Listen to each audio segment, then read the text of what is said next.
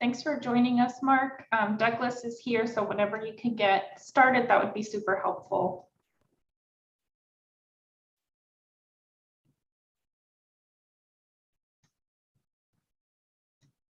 Alrighty, Douglas, if you're still there behind your Zoom, will you just let us know if everything's set up correctly on your end?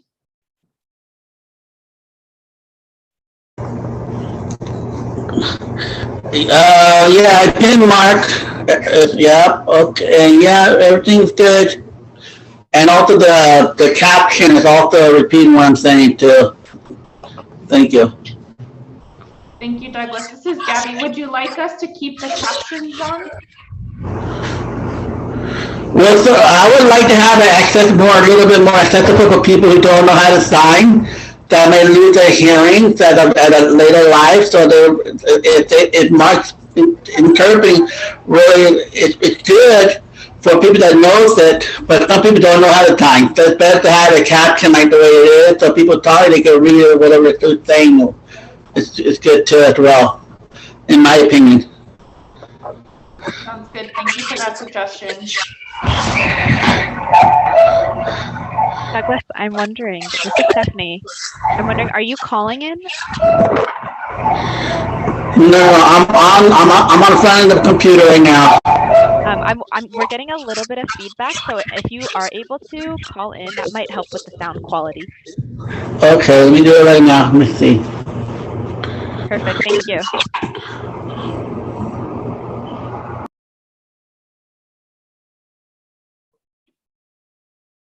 Hi, everyone.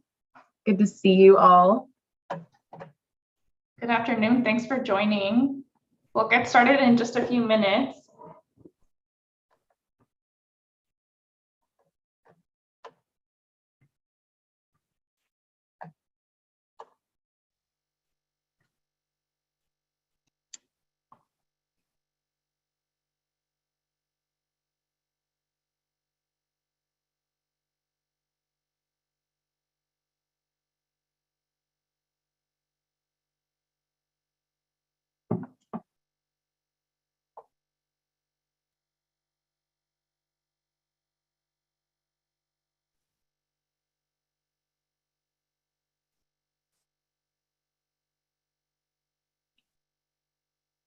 Doug, can you hear us? Can you hear me right now? Yes. Yeah, that's amazing. Thank you, Douglas. Thanks for calling in.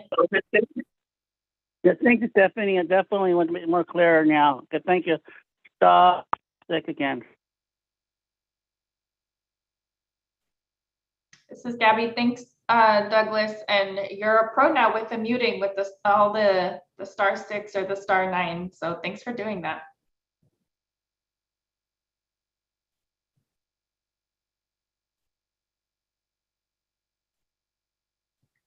Welcome to those of you joining us. This is Gabby. We'll get started in just 2 minutes. So we'll just kind of let some folks join us and we'll go ahead and get started with today's agenda.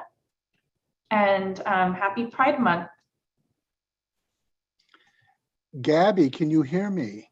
This is Ned. Yes, Ned, we can hear you. Thank you. Hey, Gabby, I'm trying to make sure I can get my colleague in here from the university. I don't know if you've seen Dr. Bradman pop up yet. Not yet. Hey, Matt, this is Gabby. There's no waiting room. So if they have the link, they should just be able to join by clicking it. I added him to my link, but I want to make sure he's got the right link. And I think he just texted me. So let me email him this link. Okay, sounds good. Thank you. I think it's this link. How are we doing? Good, good. How's everybody doing? This is Steph. I'm doing well. Yeah. It is hot.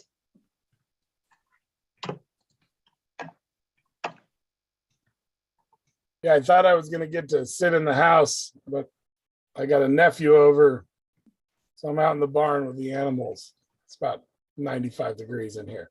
So I'm eating a root beer float because wellness.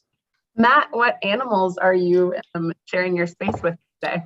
Just me and about 14 feral cats and Oh my sort God. of an uncounted number of cockroaches. Oh boy. No sort of pleasant bucolic barn experience, really. I was envisioning like this idyllic, there's like a cow being milked next to you. You should have known better. Well, I would love to be surrounded. I'm a cat person myself, so cats Oh, sound. it's good. I catch a lot of heat for feeding feral cats. Oh, I'm all about it. Yeah, it's not their fault. Oh, It's a dog's world. Ain't right. yeah, that's what I'm saying.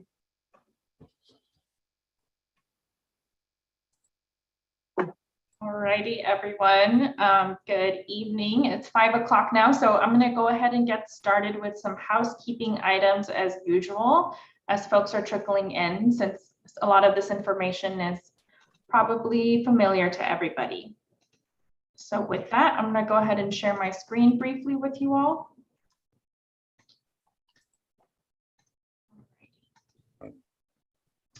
All right, good evening. This is Gabby Magana, and I'm joined here by my colleague, Dr. Amy Ramos, as part of the facilitation team here at Harder & Company. We welcome you to the 33rd steering community meeting. So thanks all for being here. We know that you all have a lot going on, and we appreciate your ongoing dedication to this process and your commitment. And I also just want to acknowledge a couple things. First of all, happy Pride Month to everybody.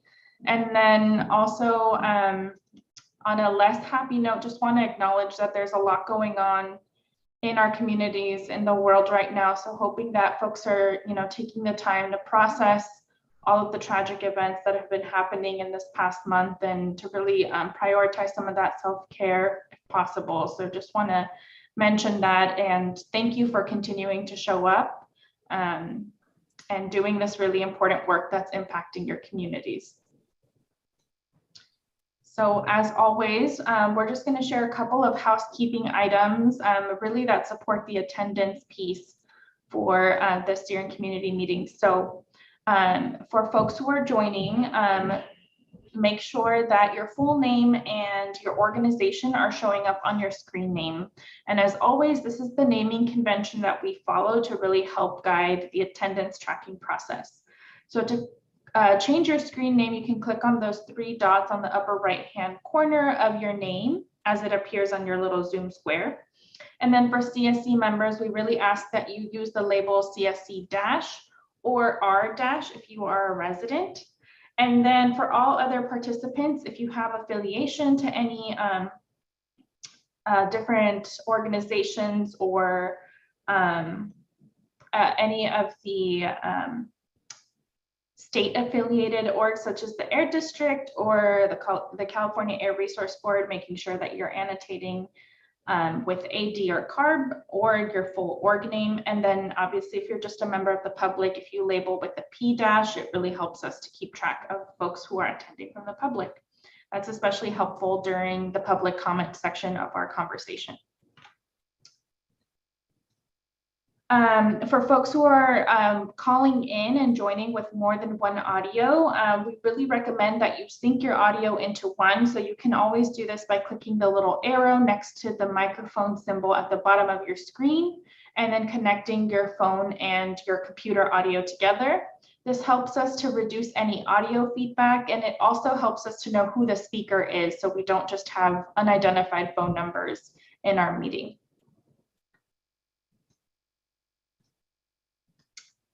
And then once more, just sharing the same reminders about the naming convention that we use for those of us who joined just a little bit later. So again, especially for CSC members, make sure you label with the CSC- or the R- if you are a resident member.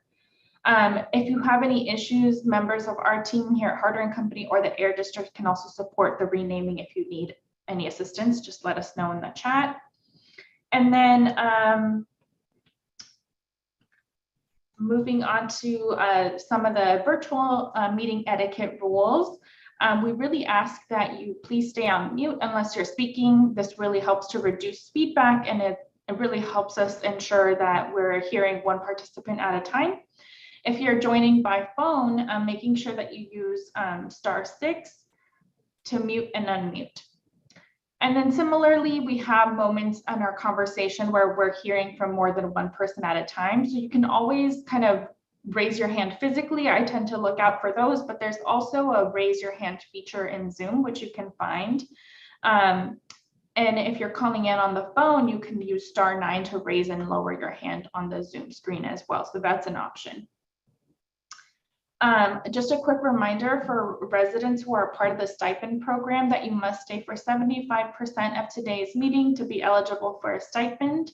And this is a 2-hour meeting, so that would be 90 minutes of today's meeting. And then finally, our most recent addition to this virtual meeting etiquette list is to please make sure that you state your name before you share something. This really allows for smooth interpretation of our conversation and ensures that there's equitable access to the information shared here today. So let's all please practice reminding each other to state our names before we're sharing comments through today's conversation.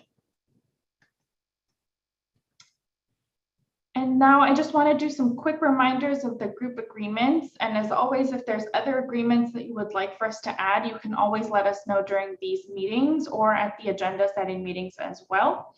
We want to make sure that these agreements are cultivating a space where you feel safe and comfortable engaging in conversation with us.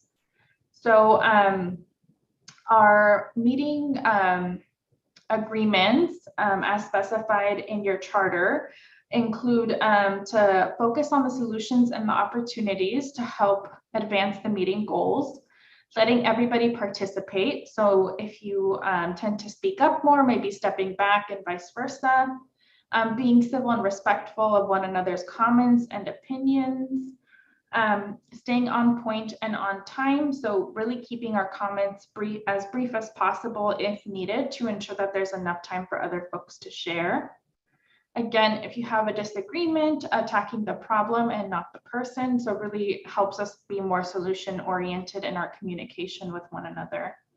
And then finally, seeking common ground. So building consensus and finding shared values in one another's comments and suggestions and ideas. All right, so just sharing the agenda for today, which you all have received in advance of this meeting. So we have the welcome introductions piece. Then we're going to review the action items tracker, which is our standing agenda item. And then we have two very exciting components of today's meeting. The first is a presentation by Dr. Bradman and Matt Holmes on the San Joaquin Valley Center for Community Air Assessment and Injustice Reduction Project.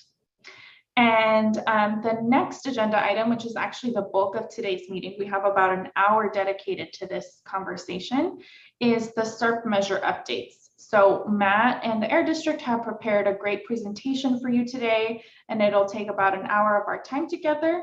And for this reason, I may kind of step in at different points to help move us along to make sure that we have enough space for that part of the conversation, since it is the focus of today's call. So I just appreciate everybody's understanding and patience with that today. With that, I think that's, and of course, we'll do wrap up next steps and public comment at the end. So I just talked a lot, and I actually want to hand it over to Jess from the Air District, and then also Matt, our community co-host, for some welcoming remarks today. This is Jess. Thank you so much, Gabby. I just want to welcome you all and thank Matt, our co-host, for helping us prep for today's call, and definitely our guest, Dr. Bradman, for attending today's meeting with us. As Gabby mentioned, our agenda looks slightly different.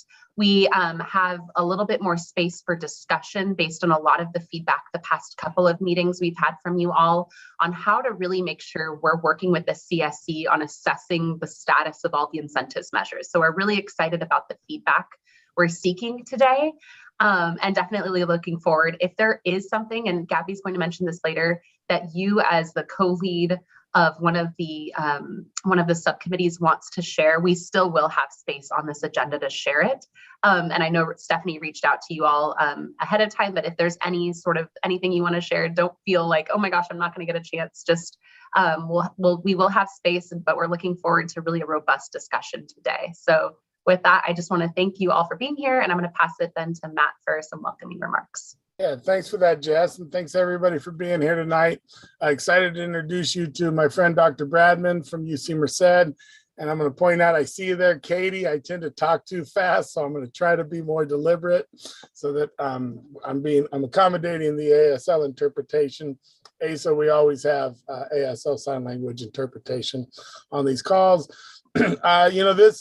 This project that we're going to introduce you tonight really is the culmination of a lot of the conversations that we had here on the CSC going back about 1.5 years ago, when we were trying to figure out how do we evaluate some of these measures and how do we know where to get the biggest bang for our buck, and what can we learn about local air quality before we start spending tens of millions of dollars on incentives. And so, unfortunately, the CARB was going through something, and we didn't have a community air grants program to fund this sort of thing. And we weren't able to get a distributed low-cost remote sensor network. It was relevant to sensitive receptor populations in our formal community air monitoring plan. But kind of like manna from heaven, we had this really weird settlement finally come to fruition through the California Attorney General's office. Y'all probably remember several years ago that the good people at Volkswagen were intentionally deceiving the state of California and lying about their emissions, and were violating the law, and they got caught. They got caught red-handed. And so they were sued and punished, and huge chunks of money were taken out of them.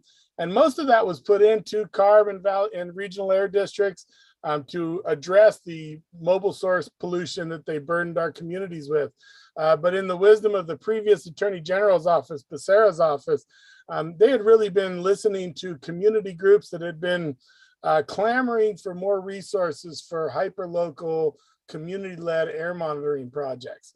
And so Becerra's office withheld this $10 million chunk of funding and said, you know what, maybe we don't need to work through traditional regulatory agencies to decide who gets to study their air.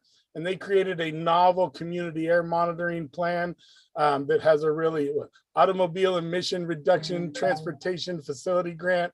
I refuse to remember the acronym, but it's a unique chunk of money that comes out of our state's lead law enforcement agency, and they recognized that communities needed a voice and a say in over how they monitored themselves, and they wanted to make sure that we had really the best and the brightest at our disposal to work on these projects. So they required us to work with University of California or California State University partners.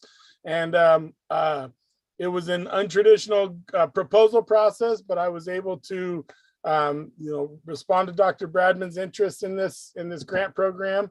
And we pulled together the SJ Valley CC Air project, which to focus on Stockton and Fresno and really the rest of the counties in between, to look at transportation related emissions and how they're impacting folks, both for ambulatory calls and hospitalizations, and really to answer this question that I've never been able to even get close to, which is how do we try to correlate or even draw causation from a discrete moment of air pollution and someone's hospitalization. So I won't pretend to fully understand this project, but I have raised my hand to help distribute remote sensors and to help Dr. Bradman and his team connect with Stockton. And we have our good friends down in Fresno to thank as well at the Central California Asthma Collaborative for leaning in and helping us with this evolving science of community-led air monitoring strategies. And so Dr. Bradman has a presentation to share with you all, and I'll hand it over to you now, but if anybody wants to know more about the origin of the award, I have the press releases from the Attorney General's office, and then I have some of the details of some of the other communities that were awarded if anybody's interested in that. And so happy to serve as a liaison between this committee and Dr. Bradman and the Merced study. But with that, I think I should clam up and let them hear from you, Asa, and we can talk about what we're trying to do and what we hope to understand. Okay, thank you, Matt, and thank you all for inviting me to participate today.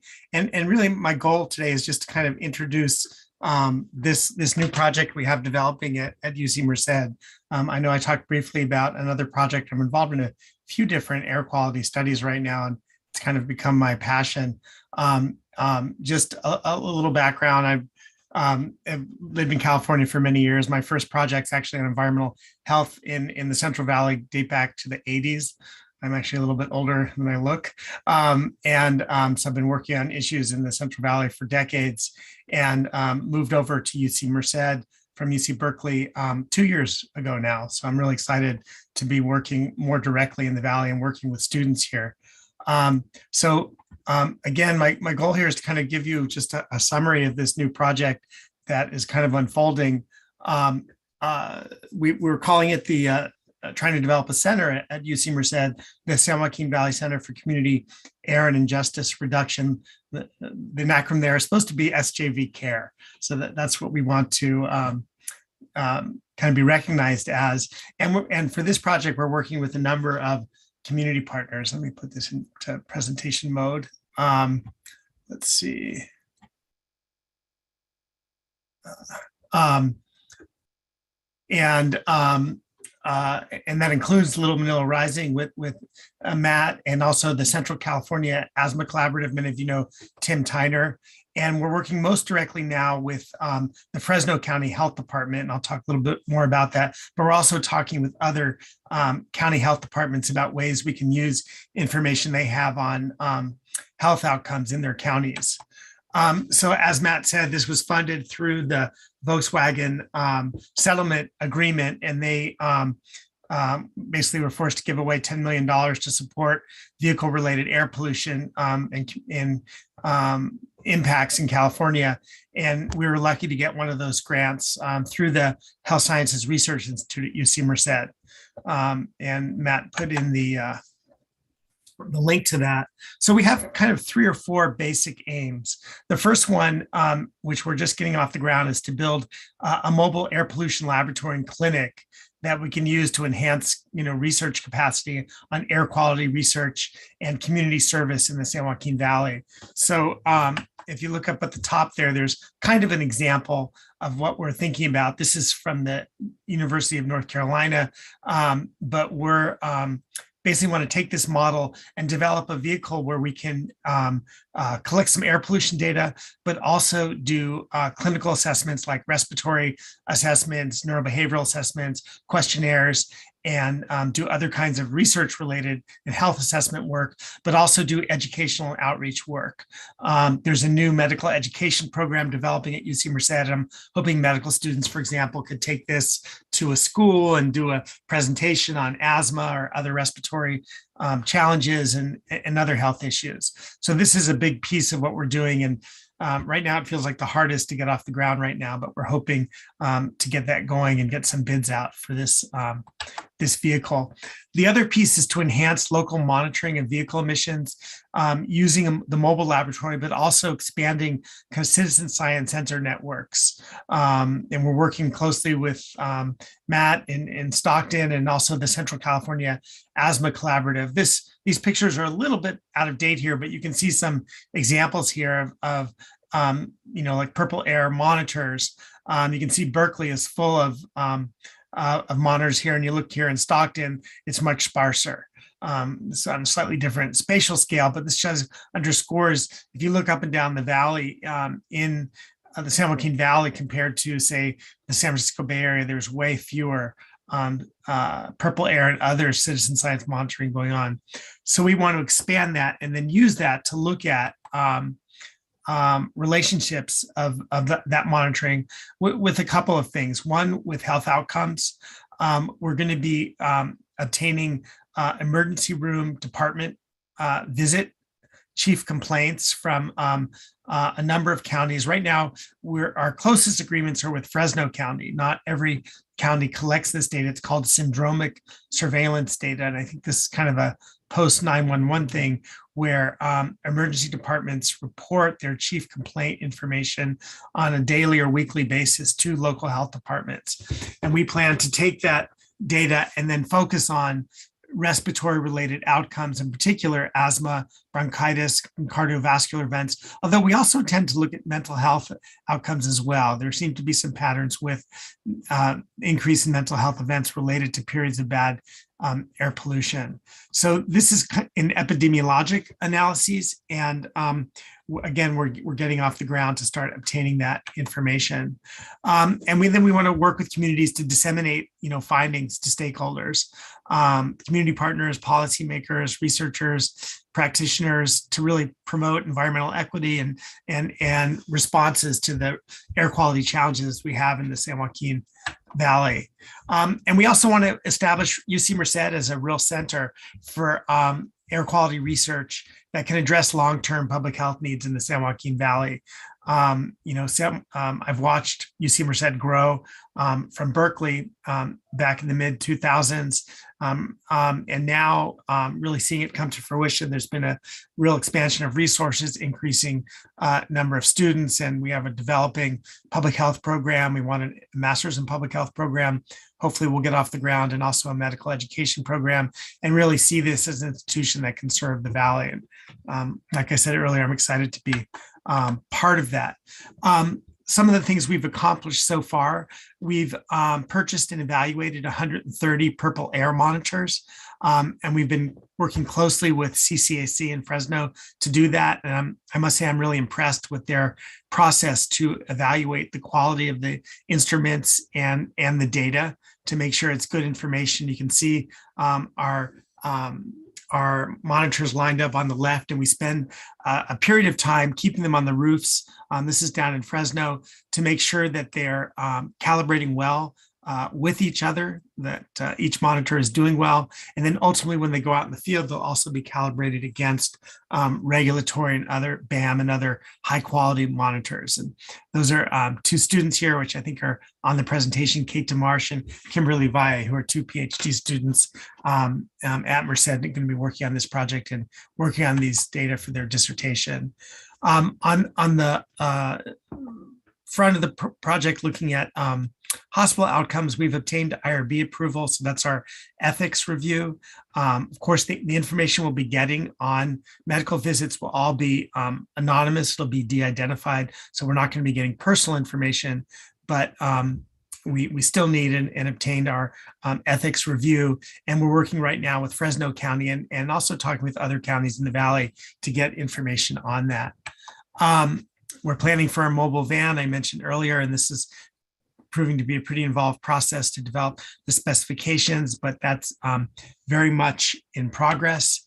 And then importantly, we're also acquiring data to begin analyses of spatial distributions of air pollution in the Valley. And we'll of course be looking at that on both a broad level, but also a more detailed level. And let me, I'm gonna shift over to a couple of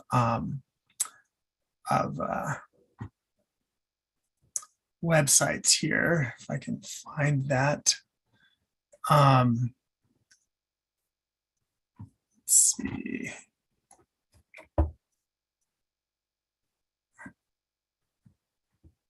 So everyone should be seeing our picture right now on the roof. And then hopefully you're seeing a little picture of a grid. Is everyone seeing that? Yep. Yeah, Okay. we can see it. So what we've done is we've worked with the OEHA CalEnviroscreen data to look at census tracts with high asthma risk. And then we've also looked at the existing monitoring networks that are in, well, in this case, Stockton, but also Fresno, and then kind of developed a grid where we want to add new purple air monitors to kind of increase the granularity and spatial coverage of air monitoring. So Hey, Dr. can Bradman. we zoom in a little bit? Oh yeah, So we perfect. can get a better shot of the city. It's kind of a funky interface. I try to zoom in too, but is that better? that's better. Yeah. Okay, so just to repeat what I said, we work with the CalEnviroscreen data on asthma risk. Many of you are probably familiar with that. And Stockton ranks, I think, in the 99th and even the 100th percentile for high asthma risk. And then we also looked at the existing networks of purple air. And in particular, I mentioned the work with Tim Tyner at the Central California Asthma Collaborative. They have their system where they essentially acquire purple air data, but they put it through a much more a very sophisticated quality assurance and quality control review. So their data is really has gone through a high quality of review and is very high quality. We're going to be working so our data goes through all their review process as well. And then we identified, again, census tracts with high risk and looked at the existing coverage and then kind of divided the regions up into a grid and identified areas where we want to add more monitors. So we want to make sure that we get coverage in each of these grids. Of course, it's not exactly a square grid, and it's based a little bit on zip code boundaries and other boundaries. So they're not perfect squares, but we use this to identify locations. We want to make sure we get at least one new purple air in each of these locations. And kind of give a sense, this is an example of where we have existing monitors in Stockton. I'll try to make that a little bit bigger too.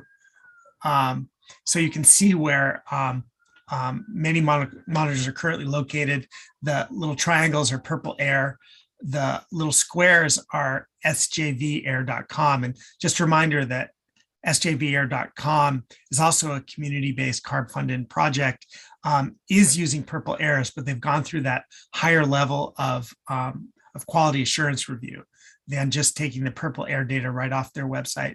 And then we have the EPA monitors and then some other community monitoring. So you can see that right now things are relatively sparse, but we're hoping to increase the granularity and coverage there.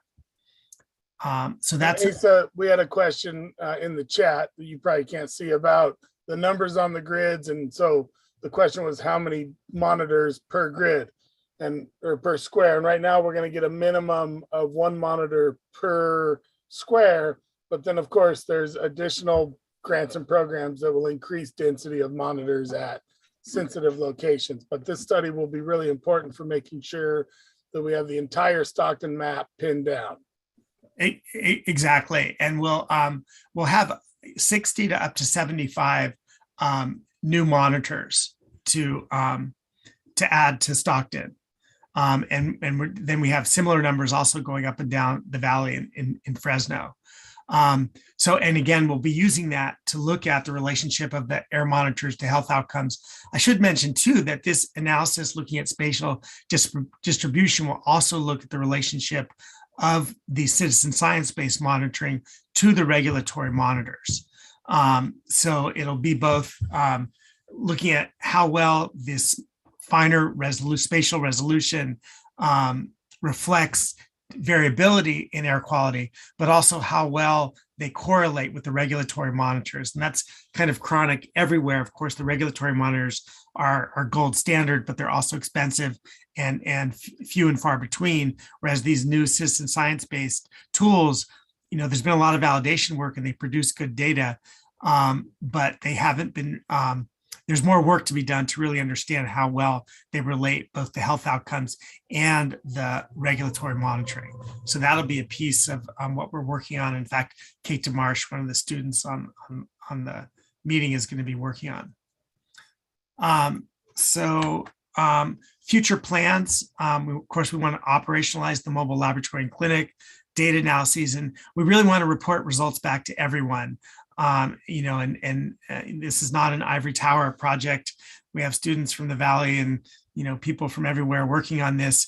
And as part of that, we have a plan to host a comprehensive conference on California air quality at UC Merced. And we're hoping there that we could bring together, all San Joaquin Valley and other California researchers and communities who are studying air quality, report results back on the work that's going in progress. There's tons of research right now going on in the San Joaquin Valley. There's the projects that I'm involved in. I know somebody who's working on interventions to reduce wildfire smoke exposure. There's other projects going on around Fresno. So there's a lot of work going on. I'm hoping that we can host a conference at UC Merced that brings all this together and engages state leadership with both lead agencies and elected officials and also communities to kind of address, these two basic questions. What have we accomplished and what more has to be done?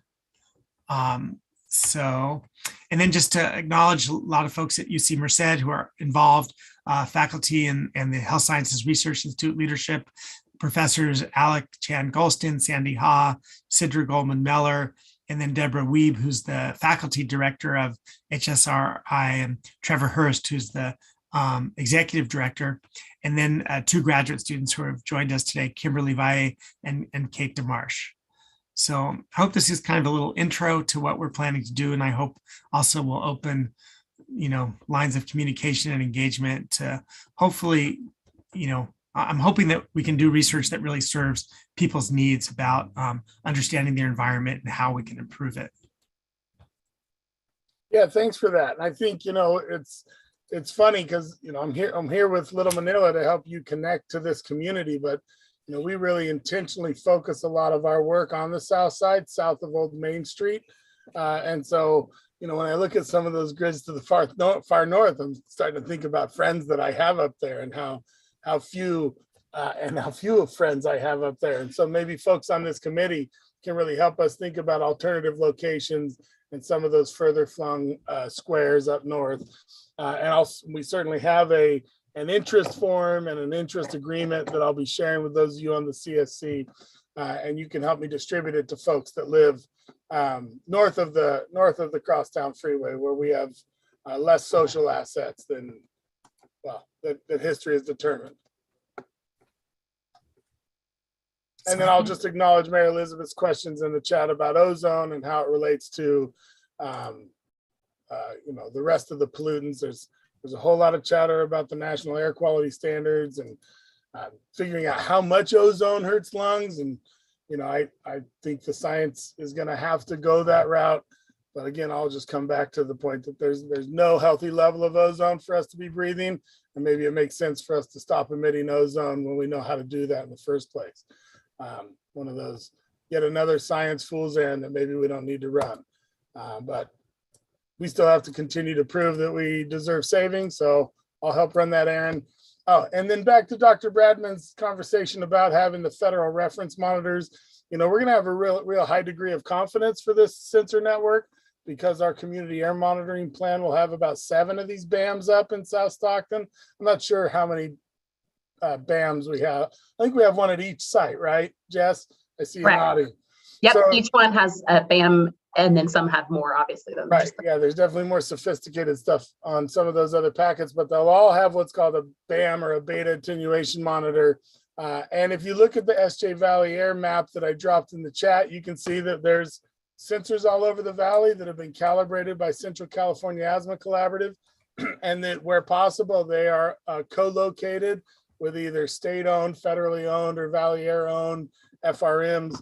And we should be able to get a decent enough location association here in South Stockton. So we'll have a high degree of co-location with the expensive fancy sensors that can help you give folks confidence that the data that we're bringing back and sharing with them is something that they can take more seriously.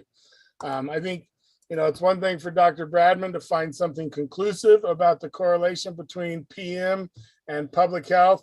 It's another thing for you and me to go, man, it's dusty outside. Maybe I should do something different. And that we have a lot of leeway to be protective and use the precautionary principle, and that we can use this information to make more informed choices, whether or not we're going to be able to, lock somebody up in court for their emissions. So I will also be using this data and other sensors that I'll be putting up for a future platform that I'll share with you guys at a future CSC meeting. But that comes with extra sensors. So I heard a question in the chat about how many sensors total. There will be far more than the 70 sensors in Stockton from this study at the end of the day, and they will all have gone through the same calibration ritual at Central California Asthma Collaborative.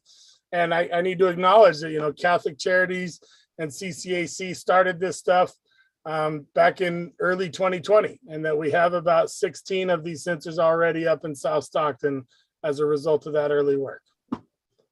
So if anybody has any questions, would love to help answer them, and would love to count on you all moving forward to help us find some places to put these in, especially the ones on the north side. You know, we have lots of asthma participants in our program on the south side that'll be happy to host them. I really look forward to getting lots more sensors, because I don't just need to pin down the grid, right? I want people to know the front steps of the church, the playground at the school, the walkway to the grocery store. I want to instrument those too, so that we have an even tighter net of remote sensor data to turn to. Thank you, Matt and Dr. Bradman, for the presentation and for all your work on this. And I see a lot of appreciation for this connection and the work that you're doing in the chat. So thank you all for sharing and taking the time to present that to us. At this point, I haven't seen any new questions in the chat. I think if you have additional questions for Matt or Dr. Bradman, you can continue to add those in the chat, but we'll go ahead and actually move forward to our agenda item for the action items tracker. So as you all know, this is a standing agenda item that we have every month. And really the purpose of this is to have transparency between the items and the agreements that we come to terms with at these meetings, and then what happens after with those items that you request. So with that, I'm going to pass it over to Stephanie from the Air District to share updates from you from this last month. And yes, please continue to share any questions, and I'm sure Dr. Bradman and Matt can answer those in the chat. Thanks, Gabby, and good evening, everyone. Go ahead and share my screen. Can everyone see my screen? Yes. Perfect. And again, as you're navigating on our main page, you can find our action items updated here in this corner. And again, this is just a ritual check-in on some of the action items we have from previous meetings, and they're broken up by our pending items and completed items. We have 4 items that are still pending. The first, in our last meeting, we did discuss hosting a brainstorming session for the CSC to identify priority locations for EV charging. We definitely are working on this and developing an interactive exercise for the CSC. And again, as a reminder for folks, for context, this was kind of in order to crowdsource and brainstorm information from the CSC to provide it back to municipalities like the city and county to use for their work. And so we are working on this, and we'll follow up with the CSC when we have this exercise developed. This next item, the Port of Stockton will compile a list of organizations for grant search and share them with the CSC. In looking back in the recording, it did seem like actually this item was more related to the CSC offering to provide any support for any applications that the port was putting through, any grant applications. And so we did share that information with the Port of Stockton.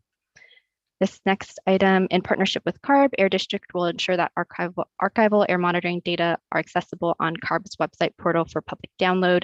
And as you all know, we do have our real-time data that's available, and you can find it here at this link. And CARB's AQView team is working to ensure that archival data is available, and we'll let the CSC know when it is ready. And finally, this last item here that's still pending, a list of low-cost handheld PM 2.5 monitors will be made available to the CSC. And so we did share the district has an ongoing low-cost sensor assessment program called TEST, or Technical Evaluation of Sensor Technology. And so that you can follow that link here. But we are working with Matt to see if there's any other items for inclusion to that list. And moving on to our completed items, we have 4 that are recently completed, and the first 3 are actually related to tonight's meeting. And so these first 2 items, the Air District will outline deadlines for CERT measures, and then also Air District will work with Matt Holmes to bring more explicit descriptions around funding deadlines and timeline for decision making. And so we did work with Matt as the community co-host along with our facilitators to develop a presentation regarding CERT measure deadlines, which you'll see later tonight. And then also this item right here, ongoing presentations updates about the community-driven citizen project. This is related to bringing UC Merced, which we just heard from Dr. Bradman. And then finally, the last action item here that was completed, Air District will review chat for suggestions and questions. So the chat from the previous meeting, and we did review that chat and collect all suggestions and questions and incorporated it into tonight's presentation. Does anyone have any questions about this? Thank you for the update, Stephanie. I'm not seeing any questions on the chat, but maybe we'll just pause to see if anybody's raising their hand in the next minute or so. Feel free to pop them into the chat if you have any, but we'll go ahead and pass it back to you, Gabby.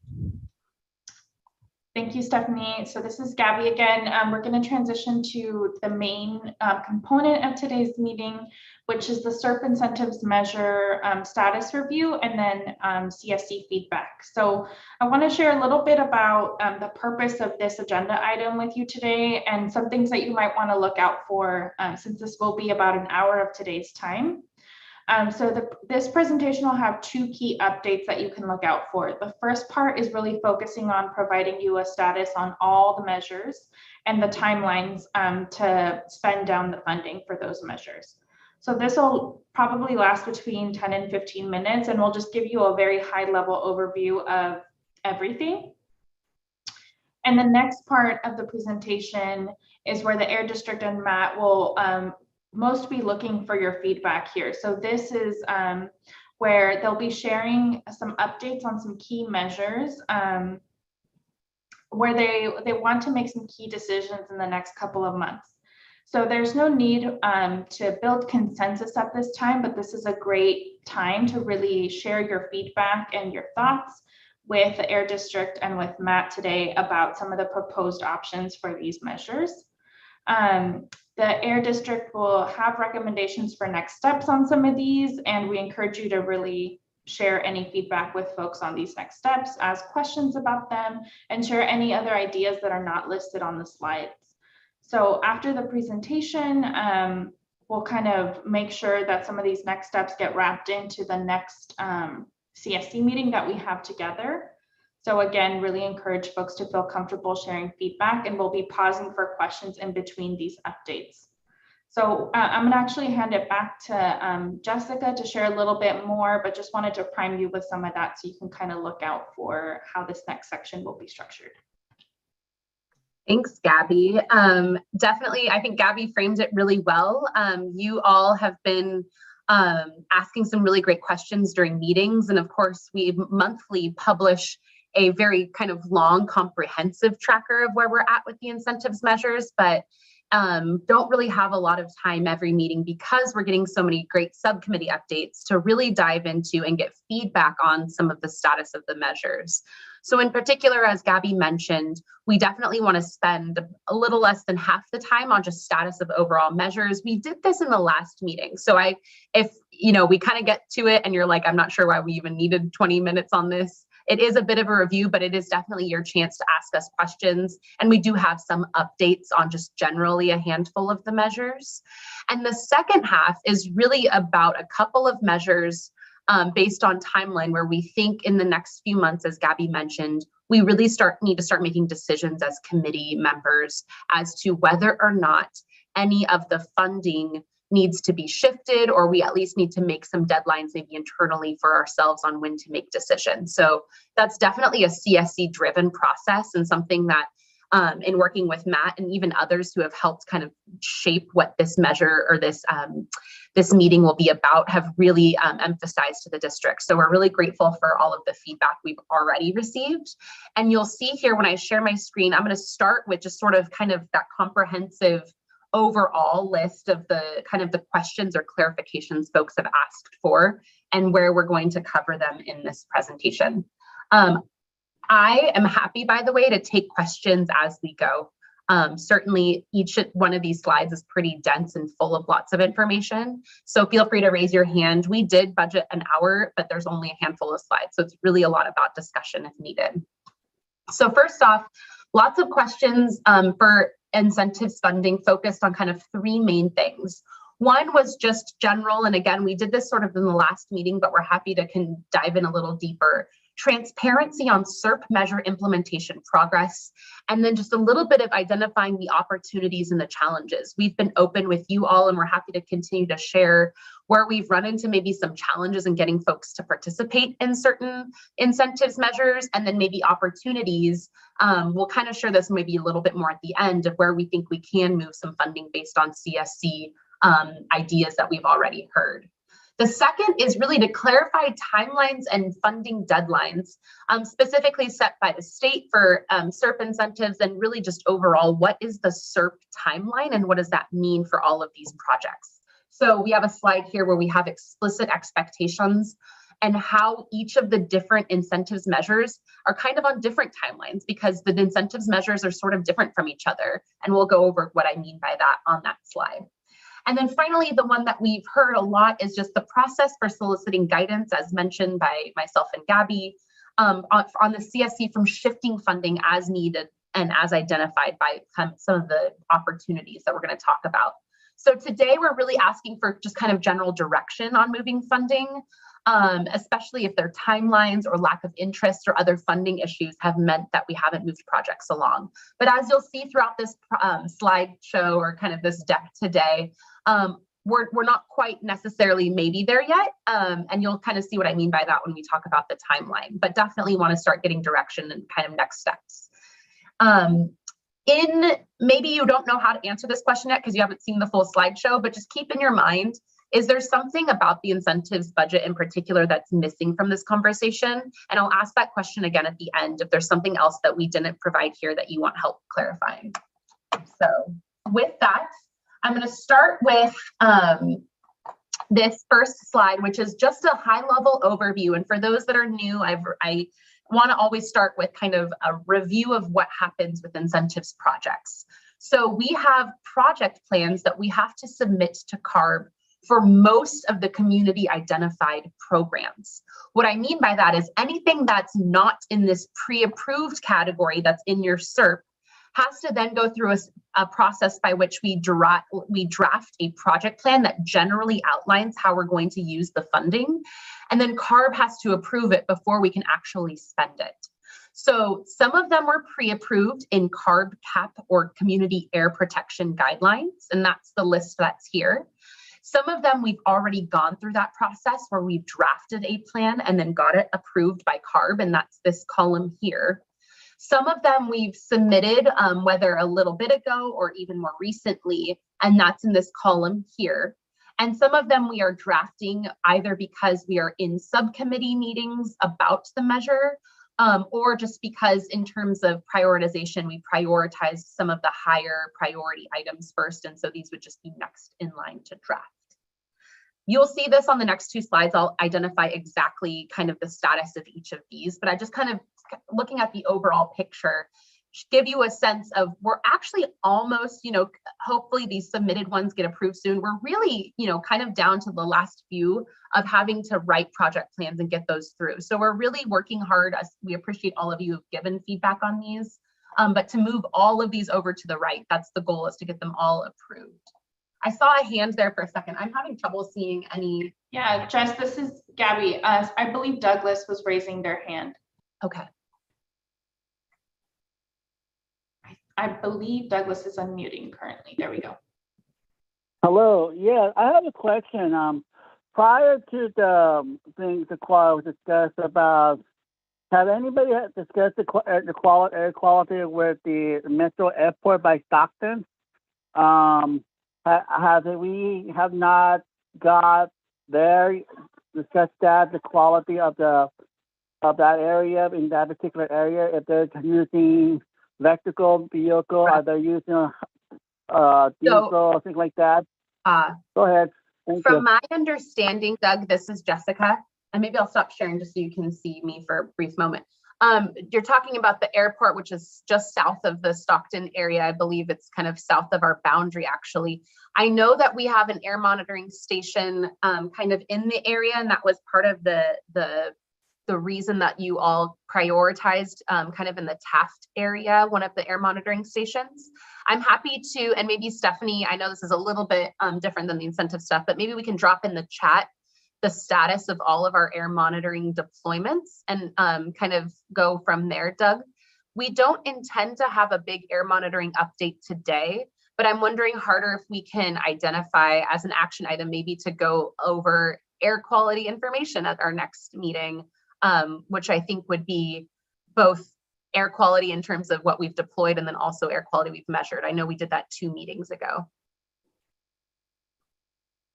Thanks, Doug. All right, I'm going to share my screen again and pop it back over. Okay, so the slide I'm about to show you, or this next slide here actually, is a repeat with a little bit more information about incentives measures that are currently in subcommittee. So this is just a reminder, a lot of the project plans that have, even if they have been approved, or even if they have been submitted to CARB, we're still in subcommittee. So maybe the next steps have meant that we haven't quite gotten to funding them yet.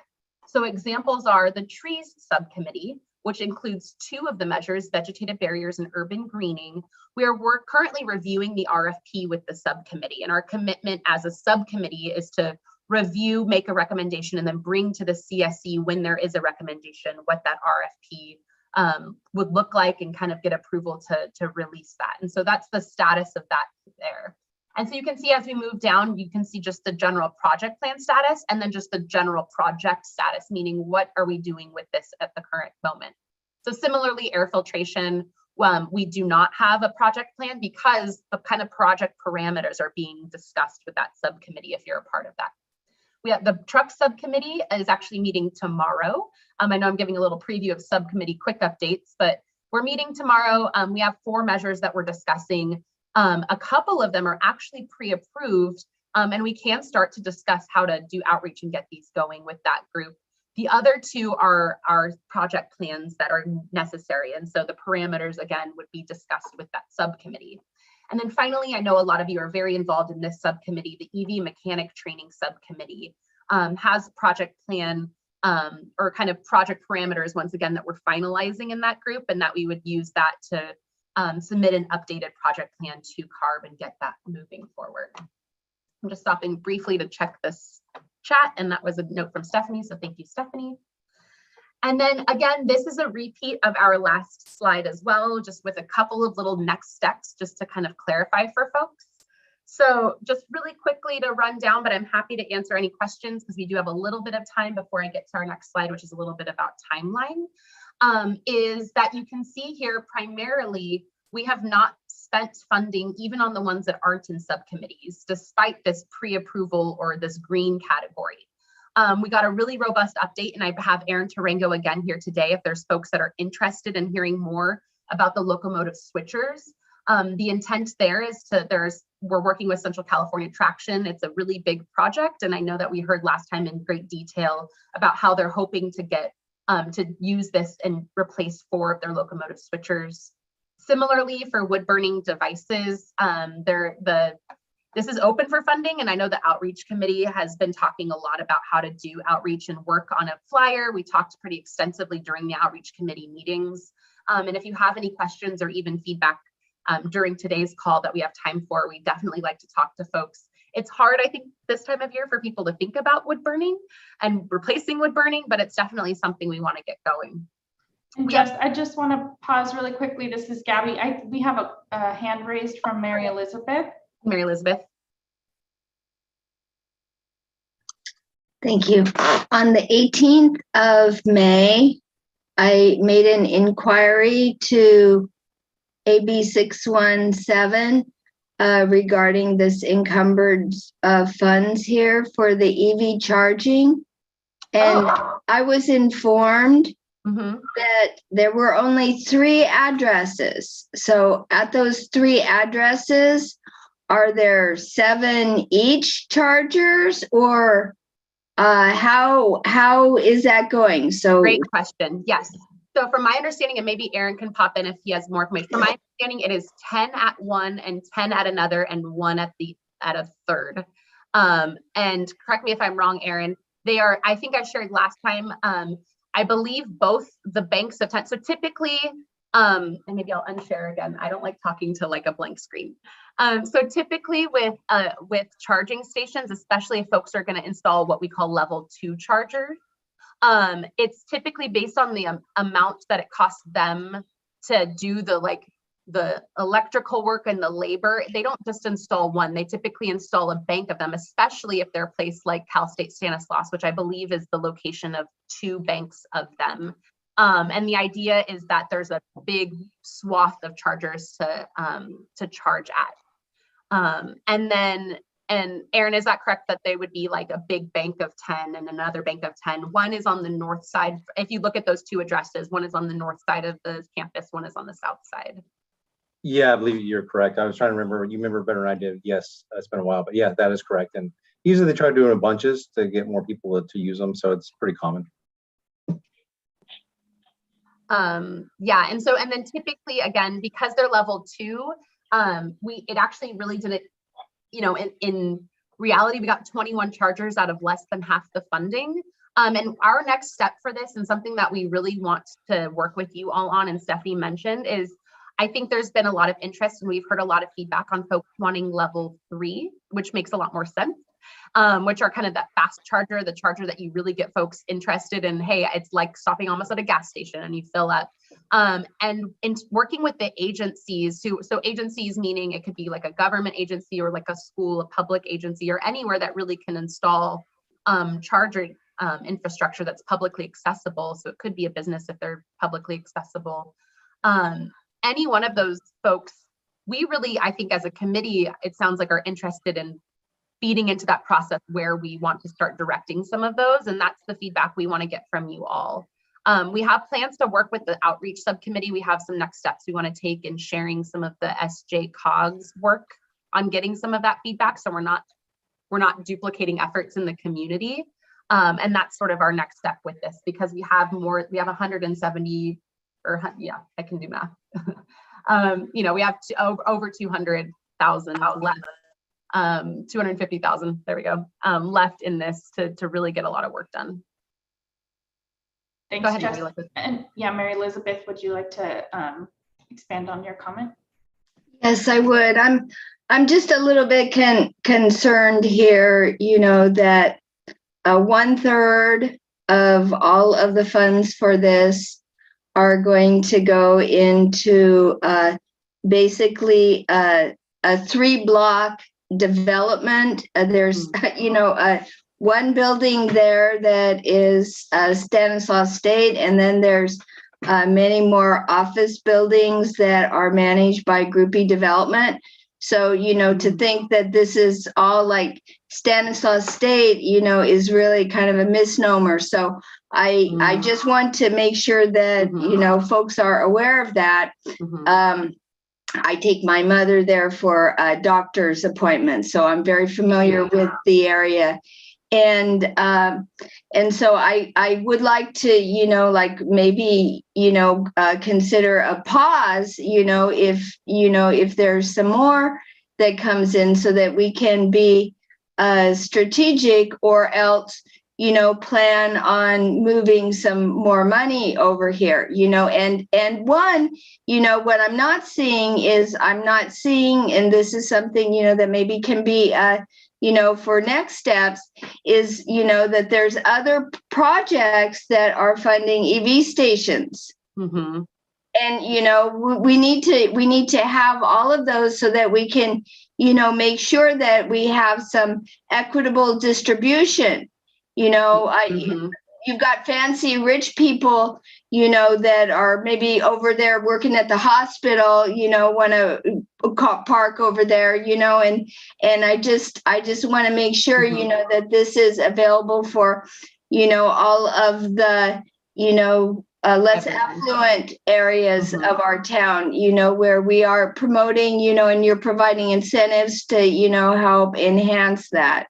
Yeah, I hear you. Thank you. I think a couple things there. One is, I mentioned, and I hear you and we agree, we had that great update from all of sort of our agency partners, and SJ COG, to your point, is one of them that's kind of we're trying to build and build off each other on this electric deployment, charging deployment, electric vehicle charging. And so I think one of our next steps, I wonder if we can almost do a combination of both of what your two suggestions were. One is maybe we do kind of take a beat and you first do that exercise with you all on identifying priority areas, but then also maybe further later on in this discussion, as we identify opportunities for adding more funding, that could also be part of the discussion. Maybe it's a little mixture of both, but I think that's something that we can commit to, and Erin and our team can work with you all on getting the feedback first, and then using that to drive it sort of as a principle of like, okay, if we will fund this if they're part of these priority areas that the community identified.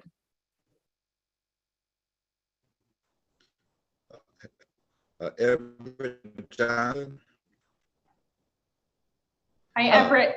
Your audio, so this is Gabby, your audio is a little bit staggered. I wonder if you turn off your video, if it would increase the quality. Otherwise, if you're able to call in, that might also help us hear your comment.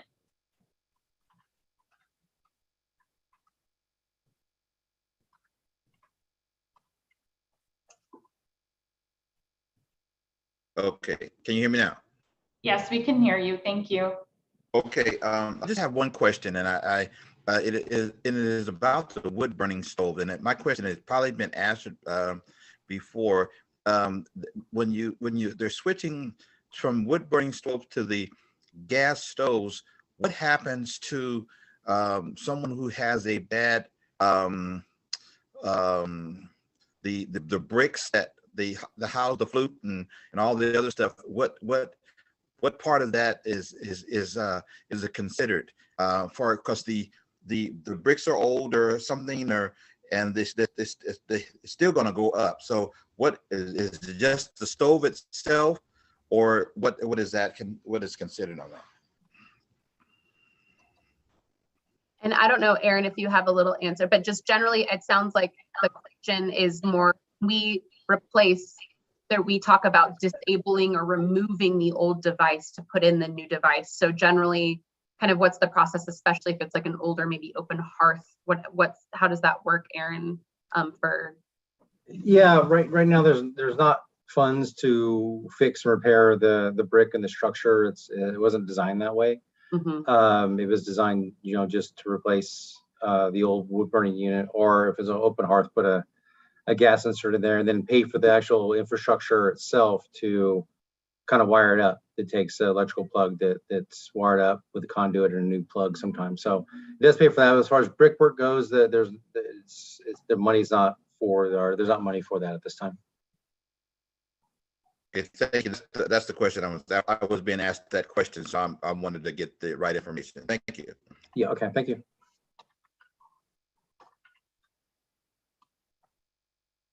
Awesome. And I just answered a question in the chat that just sort of summarized our commitment to pausing and working with you all on an exercise that helps us identify priority areas. And I think the outreach committee could be a really good place to help us shape what that exercise looks like. Not that we would just do it with them, but they can help give us feedback. Because like I said, there is sort of an overlapping set of data that SJCOG has gotten back from community members, and maybe we can sort of build, to Mary Elizabeth's point, on some of that process as well. Awesome. If there are no other questions, I'm going to get back to the presentation, but I love all of these great engagement and lots of great questions. A handful, we are in kind of various stages of working with CARB on project plans. We've either submitted them and had some great feedback, or just submitted them and are waiting for feedback from CARB, or we plan to have them the feedback rather soon. The ones that we expect rather soon would be the residential lawn and garden. Oops, that says residential lawn and garden twice. This one should say commercial, and this one is residential. Essentially, the lawn and garden equipment replacement measures. Both of those, because of kind of the nature of how we've done them in the other communities, we expect that to be soon, and would expect to, again, work with the outreach committee. I know there's lots of great ideas there, and you'll see at the end of this presentation, we'll talk a little bit about the funding for residential, which, as you can see here, is a small amount. And I know folks are interested in a much larger amount, and we can just talk about the opportunities we think we can do for that measure. And then the other two that are kind of with CARB are both car related measures. One is tune and tune up, the vehicle repair we hope to have that approved soon so we can start conducting outreach. And similarly, the outreach subcommittee are kind of thinking kind of along the lines of residential type measures, kind of combining kind of a lot of that same outreach and using the captive audiences we get at Tune In, Tune Up. So definitely stay tuned. We hope to have that pretty soon. And then EV car share, we've worked with CARB. We've gotten some comments back. We're working with CARB on updating and making sure that project plan is approvable. Some of these, because it's the first one we've done, meaning we had not yet submitted an EV car share project plan for any of our other communities, the process is a little bit longer with CARB. For example, locomotive or wood burning devices was a little bit quicker because we already had an approved one. Same thing with EV charging infrastructure, and same thing we expect with lawn and garden. So it's taking a little bit longer for the EV car share one, and we would also have to take something to our district governing board. So that's just kind of the status of generally what the next steps would be. And we hope that at the end of next month, we can make those next steps and take those, take all of those items as necessary. And then the last CAR version or CAR related one is the EV cars to residents, which is really related to what we were just talking about with infrastructure. We are drafting a project plan, and we do want to share it with you all before we send it off to CARB, just to sort of get some buy-in on a couple of items related to that measure. And then finally, I'm just going to point us to the slides that are coming up here for these last two, because they're really the ones we want to get some feedback from you all on today. These are the two school related measures for incentives, air filtration and school bus replacement. And so I'll just kind of save that for a little bit. And I see something in the chat, so I'm going to open it really quickly. Yeah, and Jess, I can kind of summarize. So it sounds like some folks have data that they're collecting around potential charging locations, and so that could be a resource. And I think this is also just a good opportunity to check in to see if the suggested action item that you proposed around the mapping exercise with the outreach subcommittee sounds right to folks, or if folks would like a different process where others are engaged beyond just the outreach subcommittee. Just want to make sure that that's sounding right to folks for it to go to the subcommittee first, or and just to clarify, we would just get some interest and feedback and direction on the exercise. We wouldn't do the exercise just with the exercise with everyone. And then Christine is exactly who I was referring to earlier about the survey that they're already conducting and some of the balance between some of the work that's already happening in SJCOG. So thanks, Christine, for sharing that. Great. Thank you, Jess. So yeah, it sounds like there's no comments or feedback on that action item, so we'll record it as such, and that clarification was really helpful, so we'll make sure to note that. Awesome. And then I got some good feedback from the interpretation team, so I can definitely be more descriptive, and I'm happy to talk more, talk a little slower. So this is sort of a new slide for us in terms of identifying and talking just about the timelines to spend the funding. And there's kind of, this slide should both help us feel like, okay, we have a lot of work to do, but also feel like there is some time and some space in order to do things right and to get the feedback needed from you all and to get the outreach that we need in order to get folks into these incentives. And what I mean by that is the 5-year term on the SERP, the district is committed to making sure we have the ability to fund the SERP through 5 years after CARB adopted the SERP, which would really take us to July of 2026. And all claims, if we do that in order to make sure that we have time to pay the claims, and what I mean by claims is literally writing someone a check after they've completed the project. So completing a project would be, I'm turning in an old truck and I've purchased and the new truck is with me. I have now completed the project and now I get a check from the air district based on the agreed upon amount.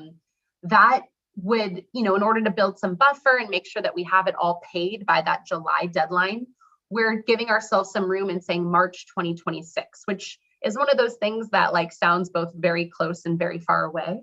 And so we wanted to identify sort of generally kind of the 3 buckets of types of measures.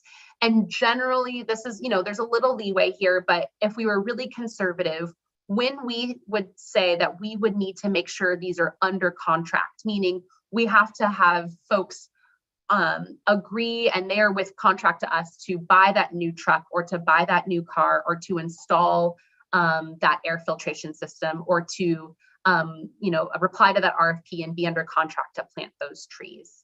And so the first bucket is sort of the big ones where we'll have an RFP, meaning a request for proposals. And generally just what that means is these are the big projects that take a lot of time to do. And generally we contract with someone and give them a period of time to complete the project. And so for trees, so both for the urban greening and vegetative barriers, generally in what we've seen in the RFP that we've shared with you all, if we have a 3-year project, we really need to make sure we contract by the end of this year or very beginning of next year in order to meet that deadline of March 2026 to pay out. So, and that same thing goes with residential or maybe even school air filtration is kind of this bucket. Just air filtration is probably a better descriptor. These are big projects that if we give ourselves time here and then take a few years to complete, we would still have leeway and room to make sure that the project is completed by the deadline. For heavy duty truck projects, and I say heavy duty actually because I mean trucks and even school buses, it takes about 18 months we're finding, and this is a little bit of a cushion. It could be a year, it could be 18 months. Hopefully it doesn't get worse with the supply chain issues, but that's what we're seeing right now. So if we sort of work backwards from there and again build ourselves a cushion, we really are looking at making sure that by this time in 2024, so about October of 2024, we need to make sure that all, for example, 50 trucks that we're trying to contract and 10 school buses that we're trying to contract are really done by this date. So that gives us some time, we're only here, but it also means that as we get closer, we need to start assessing, if we're not moving funds here, we need to start assessing how to make sure either it moves or we work with you to shift it if needed to maybe programs that are in need of more funding.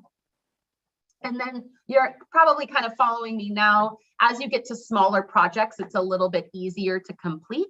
And so with that, light duty projects, which is here on this third line, must all be contracted, we say March of 2025, but essentially at the beginning of 2025 gives applicants about a year to complete the process. Say they're purchasing a new vehicle, and that's kind of a good time frame for folks to get into the vehicle. Again, if there's supply chain issues or issues getting financing, whatever the issue may be, that gives us a lot of buffer room. And then finally, the projects like lawn and garden and fireplace replacement, we have a lot more time. Those projects tend to be really quick. And even with giving ourselves 9 months, that might even still be a lot of time, but trying to be really conservative and make sure we make decisions early enough in the process where we check in with you all on where we're at spending the funding. We want to use this timeline to identify problems before they occur and before we sort of run out of time. So I'm going to stop there. I'll keep this slide up and see if there's just any questions about timeline and about process, because my next few slides and really my next set of slides are specific about measures and about some opportunities we've heard from you all. And so before we get there, I just wanted to see if there was anything, any feedback on the timeline or questions just in general about contracting that you all had.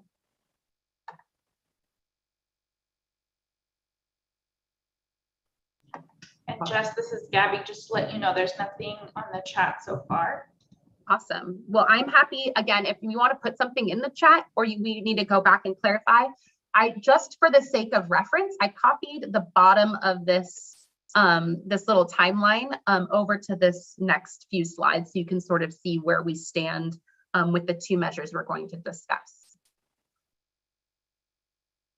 So this is sort of a repeat of last month with a little bit of update just for you all. So this is one measure, the air filtration measure for schools, where the project category was pre-approved in the CARB guidelines. So really meaning we didn't have to do a project plan. And the status, it's been open for funding since we had the CERP approved by CARB.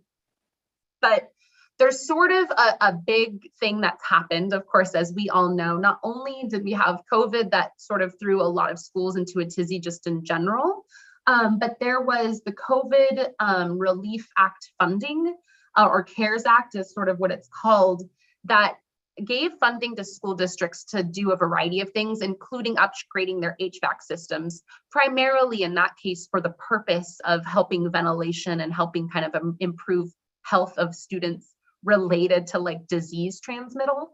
And so with that, the school air filtration sort of momentum that we had started to build was put on halt a little bit because schools were sort of taking in a lot of funding and already letting us know that they were doing some upgrades.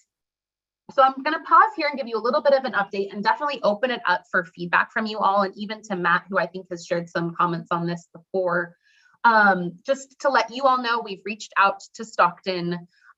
We are hoping to get, and we're still open to working with them in the next several months to look at, we sent them sort of a list of every school in the boundary, and we're hoping that we sort of by site could get an assessment of what they've done with their CARES Act funding, so we can know whether or not this 2.6 million is needed in order to make sure that kids have that really high grade air filtration in their schools, especially as we enter, we know we're going to have wildfire season pretty much year after year.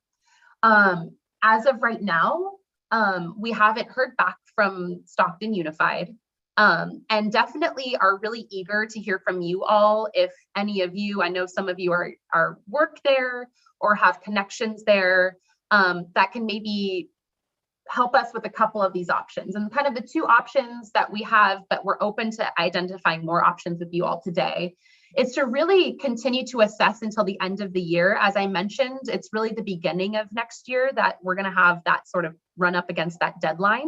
So we do have several more months, and we can, with your direction, continue to just keep working and keep trying and working with you all, maybe to try different avenues of connecting with folks.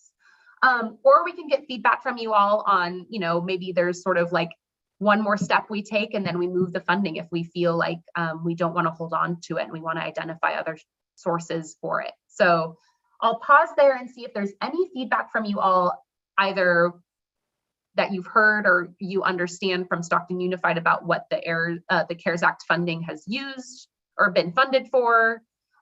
Or if you have feedback from us on maybe folks that we can work with or you can help us do the outreach for to get some of that feedback, or even just concepts about these two options here. We have a raised hand from Mary Elizabeth. Go ahead, Mary Elizabeth. Hi, I work for Stockton Unified, and I put in the chat last time when this issue came up exactly what it says in our health and safety plan. That everything has been upgraded to MER 13 or better, and that was that. So, when you came back and you we're talking about, well, maybe some didn't or some did, I was quite aghast because, this is the assurance, that we all got. And, school settings is still the number two location for COVID. So, that's all I have to say. And what have you found out? What schools have you contacted that you found this information? So we've just heard from other folks, and maybe this is part of we just wanted to confirm exactly what you said, Mary Elizabeth. I'll just say it that way. That is what we were understanding as well. And if we're confirmed there, it's possible that we can just say, cool, we're confirmed that they've installed this and we're ready to move forward and identify other sources for this funding. We just want to be sure before we remove this from the funding source for the CERP that we all kind of have collectively as a CSC an understanding that the school children are, have the same level that we identified collectively in the CERP. And so with that, we reached out directly to the school district. I don't have the names of the folks, but I can get that to you. But I'm also happy to solicit more feedback. We did hear from the last, and Jonathan reminded me, we have heard from other folks that maybe that they personally don't know that that's been installed maybe in their classroom that they work in, but I don't know. I can't speak to that. And that's just our investigation is what we want to find out. Well, anything that I have to say is hearsay and is solely based on the district approved health and safety plan that they provided to employees and students alike and families. Right. Yeah. Yeah. I think hopefully what we can do is confirm exactly that. And that's what we're hoping to do, because then if we can confirm it, we can tell you all, great, they have kind of that, like you said, Mary Elizabeth, that protective measure in there, and we can identify together. So I think that's just kind of the assessment stage that the district is at, and we want to communicate that back to you all, but we will also want the other communication. If you all are hearing something separate, let us know too. Thank you, Mary Elizabeth, for raising that comment, and Jess for kind of clarifying some of the next steps. So this is Gabby. Just want to remind folks if we can do quick name introductions at the beginning of communication, and then also going to hand it off to Matt for a quick comment. Yeah, thanks, Matt Holmes, Little Manila Rising, and thanks for that reminder, Mary Elizabeth, and thank you, Jess and district staff, for trying to get to the bottom of this. I kind of felt like we were here at our last meeting, and then we did have Maria, one of the trustees, on, who said she would look into it and find out about it. And unfortunately, I don't see her here, and I don't see Sylvia, who I knew usually kind of had a voice on this stuff. But Mary, you've kind of given us the official line, which is that they've done all the upgrades that they can do. You know, otherwise we are defaulting to hearsay, and there's a lot of hearsay that would give us all pause about adding additional dollars to that entity spending this money responsibly. I don't know how else to put that other than that there's a whole lot of filters that don't fit the buildings that they're in. So I'm happy to go out on a limb here and say we've waited long enough and conducted upwards of 30 meetings with school district staff and asked them for an opportunity to serve their student population. And at this point, I see a clock ticking. I mean, I would be willing to wait an additional month if someone on here has a special connection that they're willing to run down to bring someone to a July meeting, God forbid, or an August meeting, hopefully. You know, we got to make this move. And I think, Jonathan, then I think it's incumbent upon you to get somebody to a meeting in August to say something definitive that they have a use for this money. And then I think, you know, we can all just bite the bullet and fund this district measure, whether or not it's the right use of these dollars, because it's a special population for us all. I'll just say, we were here about a year ago and we were formally rejected 3 times trying to help this school district, formally voted down in public. And just to make matters worse, they voted down an additional $12 million in additional bus funding to prove that they didn't want to play with us at all.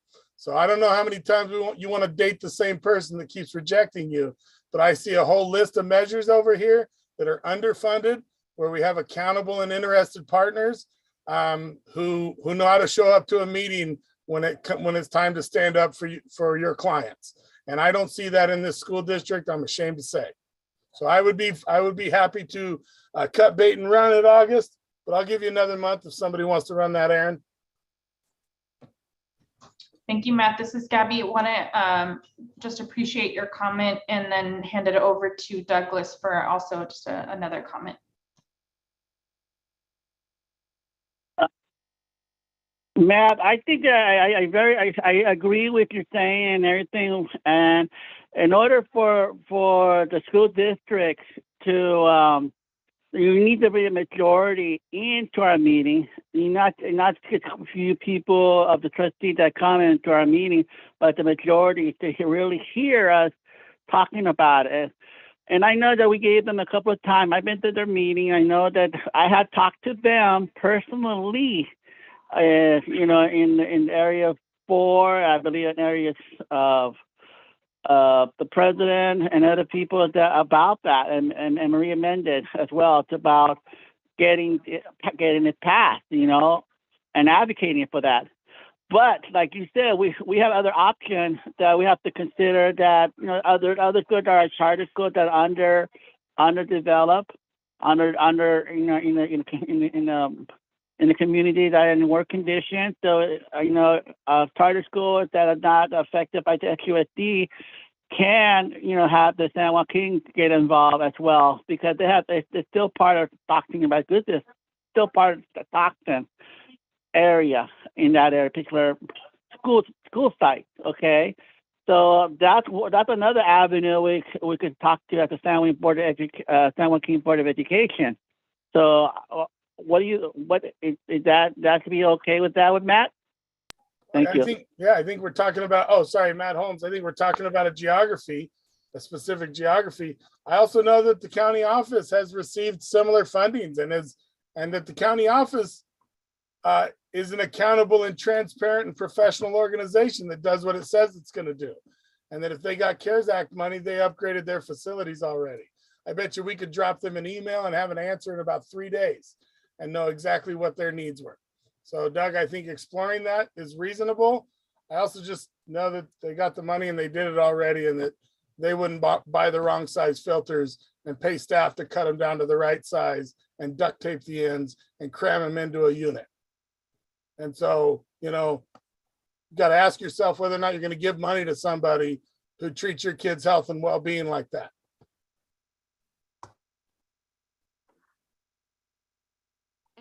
Oops.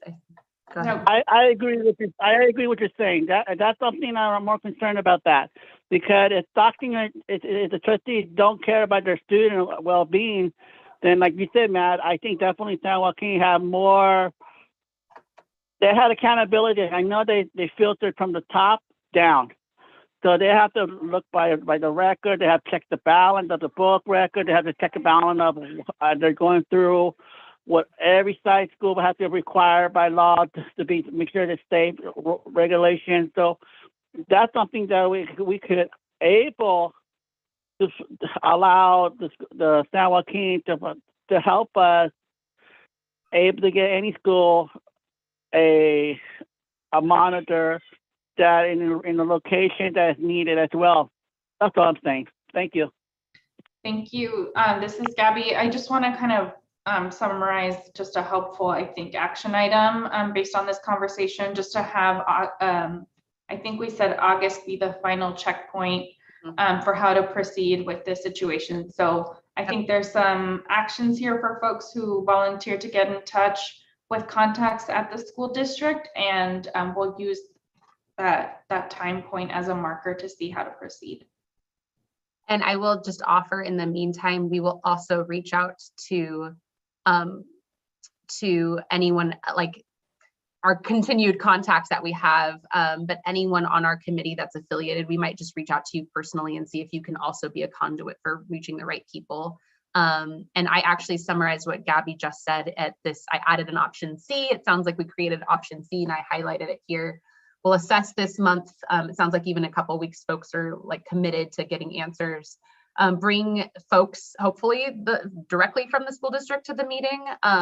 And that will be the meeting we make that final decision. And that decision being, do we move funds or do we keep funds here? I think it's just primarily that decision. I see Matt's hand. Yeah, I just have a point of clarification, a point of order. I am not interested in hearsay about willingness to proceed in August. I am interested in representatives from leadership who are prepared to provide some assurance. I don't want so-and-so emailed me and stringing us into September and really jeopardizing meaningful opportunities to put funding into projects that we need. I know we all love the kids in the school district and we love the school district, but I don't think we can waste another month on hope from folks that have a pattern of unaccountability and disinterest. I think that's a good clarification. And I even put decision makers. Like, this isn't just we're hearing, like you said, it's we have some definitive answers, and that's, you know, the benefit of, you know, that's a good amount of time between now and then for them to hopefully bring the right folks to the table and for us to get the answers we all need. So Awesome. I don't see any more particular ones about this, and I really appreciate just all of the great feedback. That is exactly the kind of feedback and next steps that we really, really needed on our district level. Schools, same thing, same school district, a slightly different here, and I'm happy to pass it to Erin a little bit. This has also been open for funding. We are working closely with Stockton Unified. I think a lot of you know, especially if you have been involved since the beginning, the kind of the dynamics and personnel who were working with us on this have changed.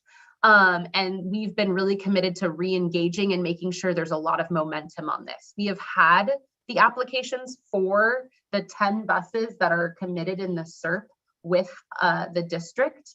And from my understanding, and Erin, if you can add to this, from my understanding, we're moving forward. It's more about like getting paperwork and identifying the final buses that we're going to transition. Is that the case still? Yeah, that is exactly correct. You know, as we've seen from the previous slide, the school district is it's taken a while to get some information, but I think we're finally on that path. There were a couple more things we need to go to get this thing moving forward. So we're excited to hopefully pull this thing off here. And they do have, so one of in the beginning, we kind of put these two options here. One of them is a little different. This one would be to like almost add funding to get this off the ground, if that was the case. The reason we have this here is we've identified school buses kind of as an issue in a different community, and it had sort of a slightly different flavor in that it was more of an infrastructure, like they didn't want to commit to the buses because they couldn't commit to the infrastructure. From my understanding, that's not the case here. I know that the school district does have infrastructure, and it's really just about identifying those buses. The reason I brought it up again today is because this is a little bit of a different feedback than last time. I think last time we've had the feeling that folks were more hesitant, but we've received a lot of good momentum, and I just wanted to share that with you. But also share that as we have like this definitive timeline and deadline that we set ourselves for air filtration, we will continue to check in with you all on this, and we will continue to get that feedback. And if for some reason we keep coming back to you and the answer keeps being, oh, we're still waiting, I definitely will look to all your leadership and even the great direction we got from Matt as a co-host today to lay out the options again and to come up with a definitive like yes, no decision point. I don't think based on just the timing for this funding that we're necessarily there. And I say that because this funding, you know, given that it's a heavy duty measure, we do have some time to put it in place. And I do not expect it will take this long to start to get under contract. Like I said, the actual application is with the district, and we do have some paperwork. As with all large grant applications, there's a lot of paperwork, and that's just sort of the status right now. But I do see Mary Elizabeth's hand, and I'm happy to provide more clarification. Yeah, so, you know, this is something that's going to have to go to the Board of Trustees and what have you before it's finally adopted. So I just want to, you know, like make sure that that we have a clear understanding, you know, about how long we're going to wait for the district to finish with this process. 6 months? And then, you know, we can cut our losses and, you know, go somewhere else. I mean, yeah, we're happy. Today is definitely about getting that feedback. So I think we'll note that is, I mean, if you're asking a question or you're kind of making a suggestion, I think that's definitely a suggestion on the table is maybe we say, okay, well, maybe we wait you know, till the end of 2022. That's one suggestion. And then maybe we check in then and see with you all and make that decision. We're happy to take that as one option. And Jess, this is Gabby. There's a couple of questions on the chat that might be helpful if you can clarify. So some folks are asking, you know, why is it different to work with Stockton Unified School District on buses versus the air filter? So the previous measure that you just went over. So maybe we'll start with that one, and I can read some of the other ones to you. And it was Jonathan's question, so if he wants to elaborate on that, that works as well.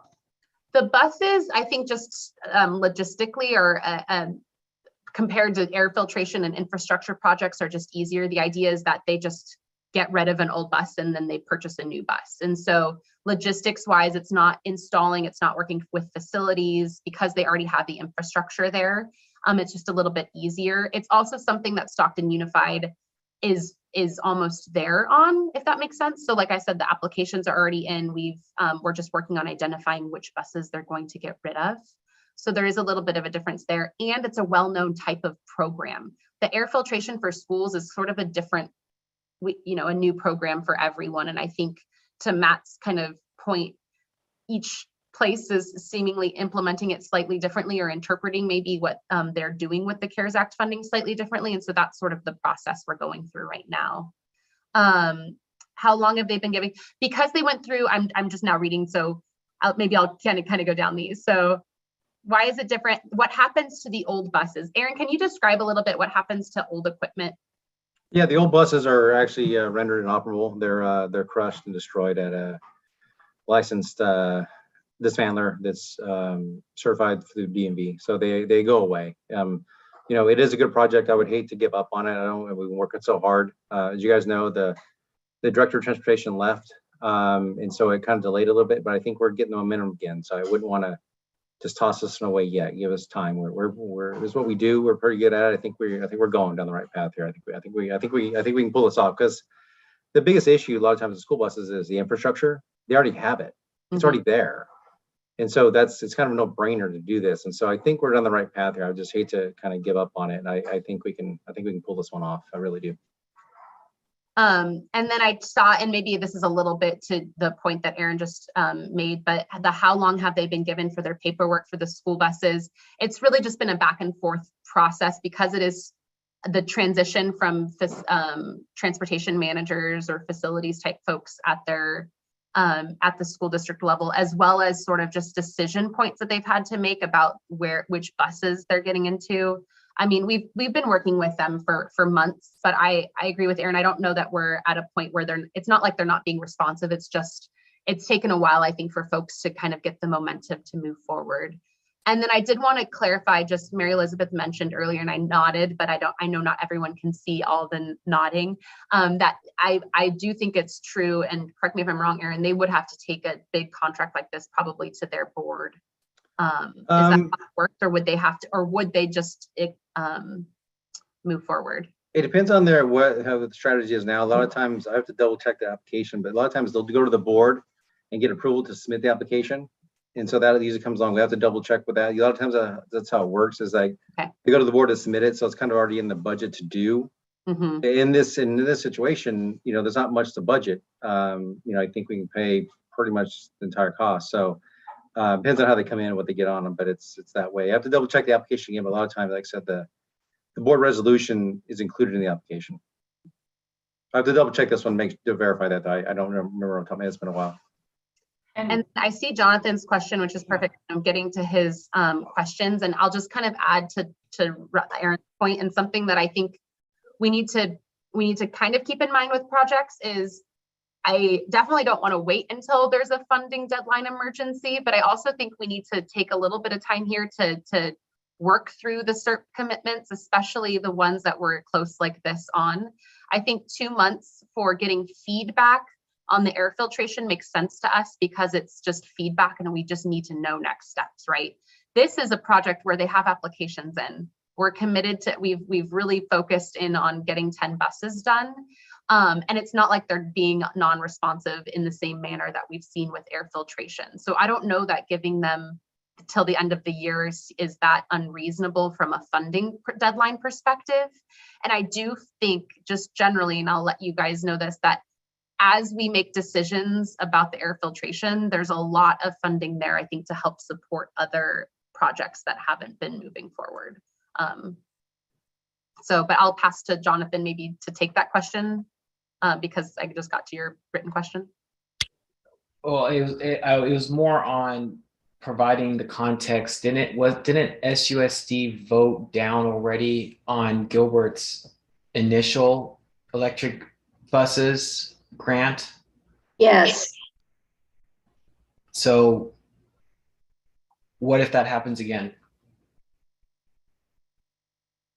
You're saying like, what if, so I think to Aaron's point, we have to double check if they've already had approval to apply. So it's, I'm wondering if the original one or the other one that they shot down was something to get approval to apply. If they already had approval to apply, Aaron will check that and we'll get back to you guys ASAP. We'll just email out some of these answers, by the way, in our action items. So we don't have to wait for the next meeting. But we'll double check and see if that's already pre-approved. If not, to your point, definitely if that happens again, then we move forward and we don't fund that. I think that makes sense to me. I think that sounds like a definitive no if that's the case. And maybe what we can do, I wonder how you all feel about, hey, if we're already contacting the school district to give us answers in August, I wonder if folks can speak in August to this particular point and kind of their commitment to the school buses that we've heard on our end. And so you guys can hear it from them and not from us, if that is agreeable to you all. Yeah, Awesome. sounds like that would be a good approach. This is Gabby. And then one more question, just as an alternative. Jennifer was asking if they can replace more city buses instead if this doesn't go through. That's not how we have it in the SERP measure, so it would definitely be different than what's in the SERP. But I definitely want to say that if for some reason this or any future SERP discussion we have like this, which my commitment to you all, by the way, is we have a meeting like this at least twice a year where we all sit down and do this, where we all figure out, okay, next steps moving. I think that could be a discussion point. We definitely want to work with the CSC on identifying if we are moving funding, where that funding goes, especially if it's something that's not a SERP measure. Thank you, Jess. This is Gabby. And then so there's just some other comments and ideas, just some points being made in the chat. So I want to make sure that those are read over. So for example, Ned mentioned that $400K per bus is $200K more than the cost of alternative buses. And the point is that moving the funds to another use can result in more significant health benefits for students and residents. So much to consider here in terms of next steps, and glad folks are getting the opportunity to share these thoughts with you all. I'll hand it back to you, Jess. Wasn't sure if there's more you want to ask about this specific measure here. I definitely will ask. I think the next step, just so that we feel that there's momentum, is to you all in that August meeting. It sounds like we'll focus on getting some answers from the school district, and that's both about filtration and about buses. So that's our commitment to you. And for buses, though, in particular, I don't think at the Stockton meeting we make a decision unless we hear, I guess, definitively that they don't want to do it, then decision made, right? But I don't know that necessarily we make a decision there, but I'll defer definitely to the committee at that meeting, kind of what the next step should be based on what we hear. And with that, maybe I'll kind of hop if there's no other. Oh, Matt, I'll go to you. Well, Jess, would it be possible for us to sort of at least game some scenarios for that funding at the August meeting? Like if it doesn't look like it's going well, we talk about maybe some of these other bus strategies, or, I talked with you once about what if this went into individual electrical vehicle replacement? We've got all these folks that are already eligible. What if we push a handful of neighborhoods over the top on getting into e-vehicles? I don't know, just gaming out impact scenarios so we can. Totally. I think I personally still want to keep that funding in an emission reduction scenario, whereas I know the filtration one, I think it would be appropriate to push that money into something that reduces exposure. But I don't want to water down our SERP's total impact if it can be avoided. And so to see other scenarios that, we're reading some really high impact alternatives here in the chat. And I know it's difficult to go back to the governing board, but the sooner we have a popular and evaluated alternative scenario, the sooner we can ask them for that. Yeah, and I definitely want to and maybe that's part of the evaluation, to your point, Matt. My next slide is a couple of those different alternatives, but not exactly what you just mentioned. So maybe we can add to this slide the two that you just mentioned. And definitely something we'll keep in mind is, we've talked about it before, and I know Carb and Kyle in particular has provided some support to this fact, but school buses are both sort of a mitigation and emissions reduction measure, right? It's diesel emissions where kids are sitting with open windows, often not like great filtration. It's not like they're double pane, super quiet clothes, right? There's fumes coming. We've all sat on the school bus. And so Jessica, I'm sorry to interrupt, but sitting on a school bus nowadays is quite different than even 10 years ago. So I just, want to make that clear. Okay. So, we need to really consider, what it's like sitting in a school bus now. Okay, and sorry, I'm just kind of quoting kind of the stance that folks have had kind of on the CARB side of evaluating the benefits to mitigation. And sorry, yeah, I didn't want to over dramatize the effects of sitting on a school bus. Just in particular, though, the emissions reductions, I think what I was generally getting at, and maybe I'll just focus on the emissions reductions themselves, is that, looking at those versus the city bus emissions reductions versus the EV car emissions reductions, I think we can use that, maybe kind of bring some facts to you all, Matt, at that meeting, so that decision can have some facts behind it, I think is maybe part of that decision point, and we'll take a look at that as well. This is Gabby. I just want to chime in with a possible way to, gather more feedback on this. So it sounds like part of the next step will be to hopefully have somebody speaking from SUSD at the next meeting that we have. But then maybe there could be a process where we create either like a quick survey or some sort of input forum for folks to share how they want to proceed based on the information they heard. And we could kind of share back what the general consensus seems to be and, share some of that information back out. So we can talk more about it at the agenda setting meeting, but that could be an option to kind of gather consensus after this next step that we're discussing. Awesome. Yep, I agree. And this is Dr. Farrow. Oh. Hello, this is Dr. Farrow. I want to ask the question about the counting system. Does this affect the counting process? How does this affect counting? Are we on a counting system from July 1 to June 31st? Or what system of accounting are we on? So our fiscal year at the district is July 1st to June 30th, but the way that we operate and are able to allocate funds, that slide that I showed earlier, maybe I'll share my screen because I have a couple of slides related to even Matt's comments as well that I'll get to, but I'm going to go back a little bit, is we just have to focus on our end on this timeline. And on the district end, for accounting purposes and budgeting purposes, are able to what's called encumber or move funds as needed from like the fiscal years based on kind of the different buckets of funding. But primarily, we're looking just on a full timeline for CERT funding to use this full timeline to our advantage. And so what I'm hearing a lot today is making sure we identify opportunities for moving funding sooner than later. Should we, not need it for, school buses and school filtration as an example.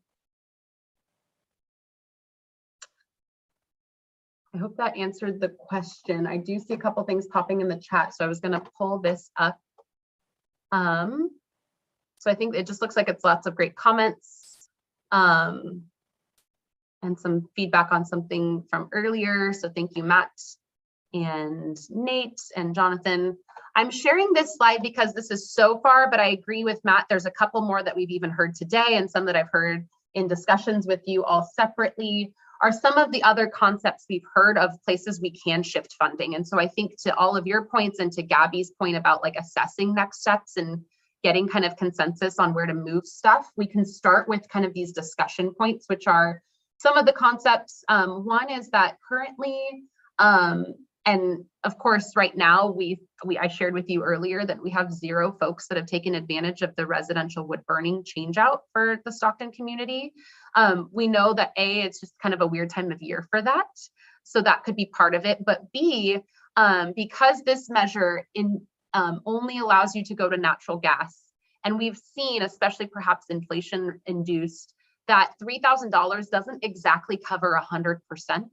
One of the proposals that we've heard in this group and in other groups is to increase it to make sure it covers 100% and see if that helps us get folks actually into this program, especially if you're low income.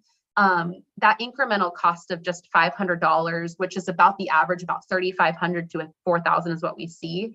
Even though it seems, to some people it might not seem like a lot, $500 is a lot of money and is not going to get someone to change over if they don't necessarily need to. So if we really want to encourage that changeover, one of the things we can think about is increasing the amount. The other that we've heard a lot from all of you on, and certainly something we are so open to and want to identify where to get the funding from, is the lawn and garden equipment funding. There's only funding for 50. I think at the time there was a lot of folks interested in, to some of the discussion today, looking at cost benefit analysis. It's definitely on like a total scale, not a lot of emissions reductions, but on a localized scale, definitely a lot of impact to folks, and really certainly a lot of support for community members being a part of sort of the SERP solution. And so we can increase it to 300 or more. This is just sort of a discussion point. If we move just 125,000, these are actually relatively small compared to large heavy duty projects. And so there's a lot of funding available, and definitely something we've heard from you all. And definitely, again, this is a starting point. Maybe folks are interested in more or less. And so I see Jonathan's hand, and I know he's been a big proponent of this in particular.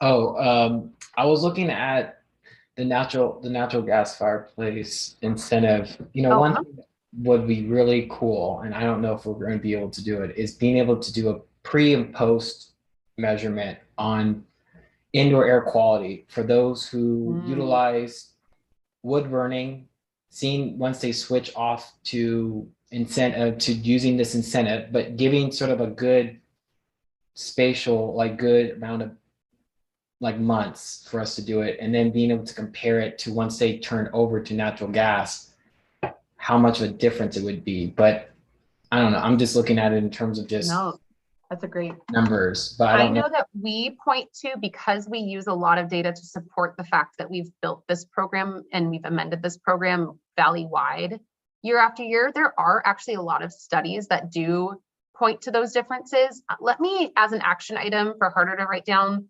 identify those. And then if there isn't something that maybe is getting to what you're getting at, Jonathan, maybe that's something we just kind of put out there for, like, definitely a study we would be interested in following if folks were interested in doing something like that. In particular, you know, I don't know that the incentives funding would be used for a study like that, but I do hear you. And I think that's actually a really good thing to help communicate to people to do the switches, to show them that data, right? And show, like, hey, look at how much better it is to not breathe in wood smoke all the time. Can you repeat confirm the action item? Yes, just to share with the CSC, but particularly Jonathan and the CSC, studies related to indoor air quality of wood burning versus natural gas fireplaces. And maybe even from my understanding, there's also health studies that are related to that as well. And I'll check with that. It's something that Jonathan is mentioning, just seeing if something is more localized, right? Like Central Valley or California. So we'll check in on that, Jonathan, with our research team. And I know CARB has some good research on stuff like that too. I wanted to, maybe I'll share my screen because I heard some things verbalized earlier and I want to make sure they're captured in our notes. So these are the two things that are kind of, we've heard so far. And then also, just so we captured in the notes, maybe it's already there. Two other things I've heard today are like city transit buses as a possibility. And I've also heard like EV cars, which we do have already as a CERT measure, but it sounds like maybe adding to that incentive, you know, maybe adding more funding.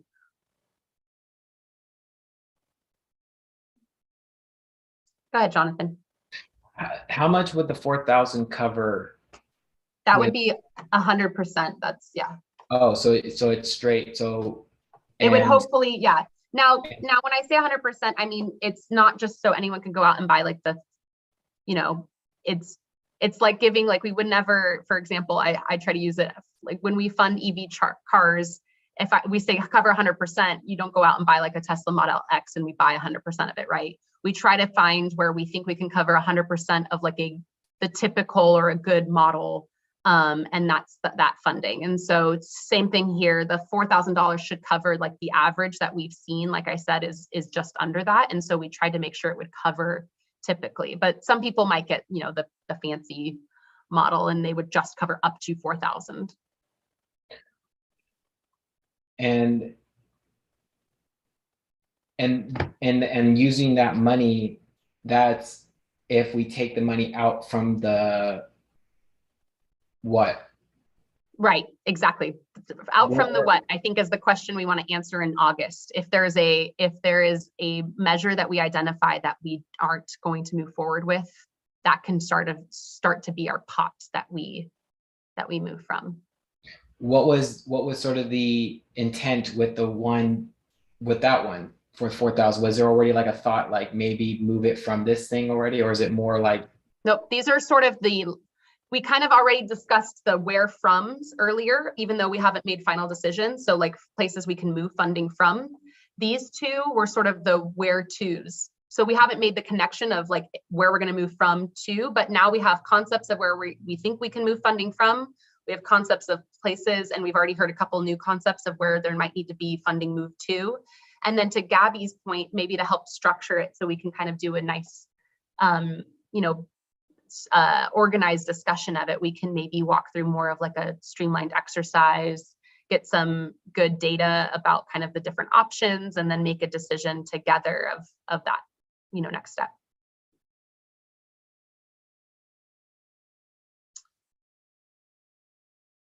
This is definitely the starting point for those options. So I think I'm curious, and I think you guys would agree, and I know we're running up on time here, so I'll just say this, and I hear you, Jonathan, and I think the idea would be, this is not an either or. These are like, we'll probably look to try to do both of these things and maybe more depending on what we move the funding to or from. And so I'll just wrap up by saying, it sounds like we have a lot of homework on our end to do and a lot to bring to you all. And we are just committed to, if you have ideas between now and then, especially in your subcommittees, communicate that. We obviously have everyone from a district member in a subcommittee, communicate that to them, and we can use that to kind of build that exercise that we do together. And I'm all done, Gabby.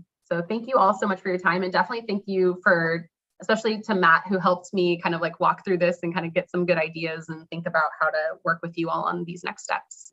Well, and this is Matt with Little Manila talking again. Thanks for watching the clock and triggering this conversation before we found ourselves in a tight spot. I mean, this is kind of what that whole rolling oversight conversation was supposed to be about. How do we have a say over pivoting as things change? And we need to keep watching all this. There's so much money out there in California. We should only spend this on the tough things to buy. And so I think everybody seems to get it. This is a great opportunity, but I'll just, thank everybody for being so engaged. And I think besides what we spend money on, this group of people being literate on this threat to our community and committing to working together, we've got future projects to work together on all this. So let's learn from this and get the next big chunk of funding for Stockton, because the state owes us. So thank you. Thank you, Matt and Jess, for coordinating this process and gathering feedback from everyone. I want to move us down our agenda and then just acknowledge that we're running up on time, and I know folks have other commitments. So I think in the interest of time, Stephanie did coordinate with the subcommittees ahead of time, and none of them have raised any urgent updates to share for this meeting. So what we'll do is make sure that the Air District will coordinate and actually share any updates via email with you all. So please look out for that to get information on some of the next steps for the various subcommittees. And then at our next meeting, we'll make sure that they are able to provide those.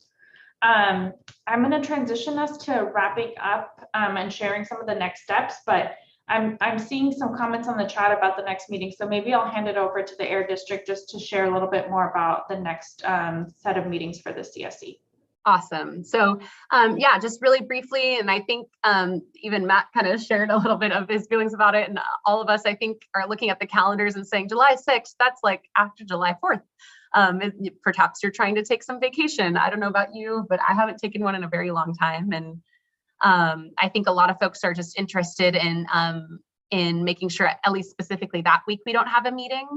And then in looking at today's agenda, knowing all of this like feedback that requires a lot of next steps in planning and follow-up, and knowing we have about 10, maybe up to like 15 subcommittee meetings scheduled between now and August. Our proposal, if there's no major objections, was to have our next regular CSC meeting be in August, with 2 things on our agenda to do besides all the action items you just heard. The one is to get subcommittee updates to you all via email through Stephanie. And so she'll coordinate that with you all. And the second is to, unless the subcommittees decide otherwise, is to keep all of our subcommittee meetings between now, all the ones that are already on the books and any future ones to be scheduled. So we definitely are still working on several things, but just making sure we have time to get all of these players in line and bring them to our August meeting for actions and next steps.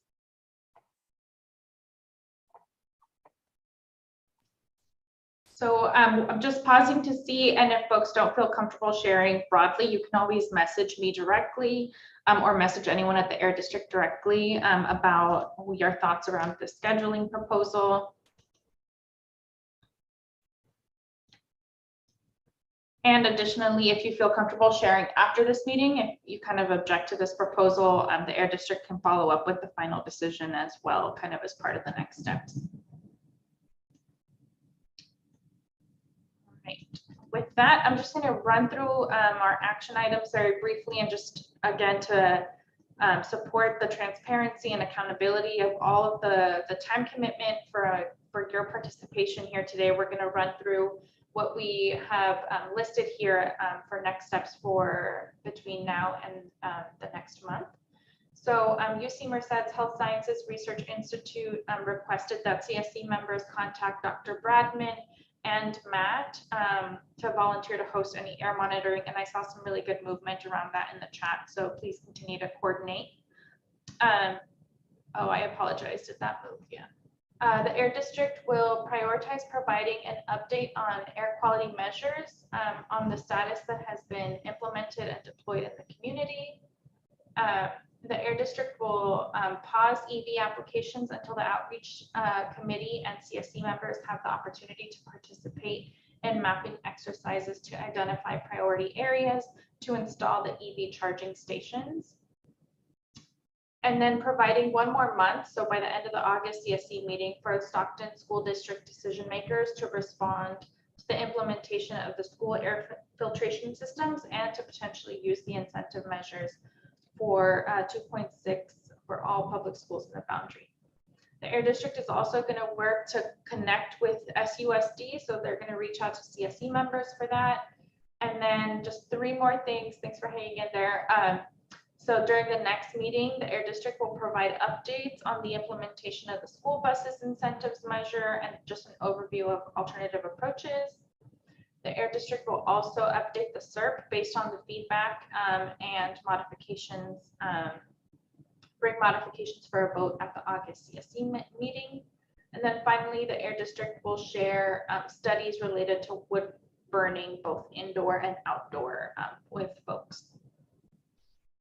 So that is what we captured here today. If there's anything you think we missed, I will be around for a little bit if you want to make any modifications. And as always, you can we always revisit these at our agenda setting meeting. So that's also an opportunity to clarify and confirm.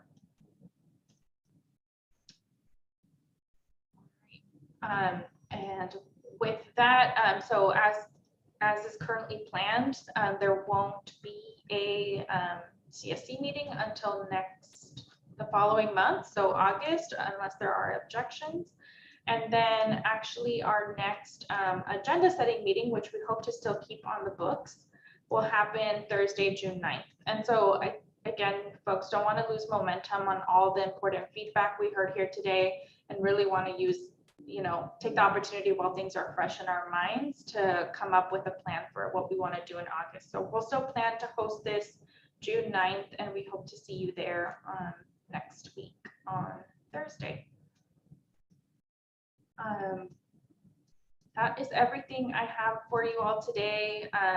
If you have any questions or comments at this point, I can kind of pause just to see if there's any feedback. Otherwise, happy to let folks kind of return to other obligations in their schedules today.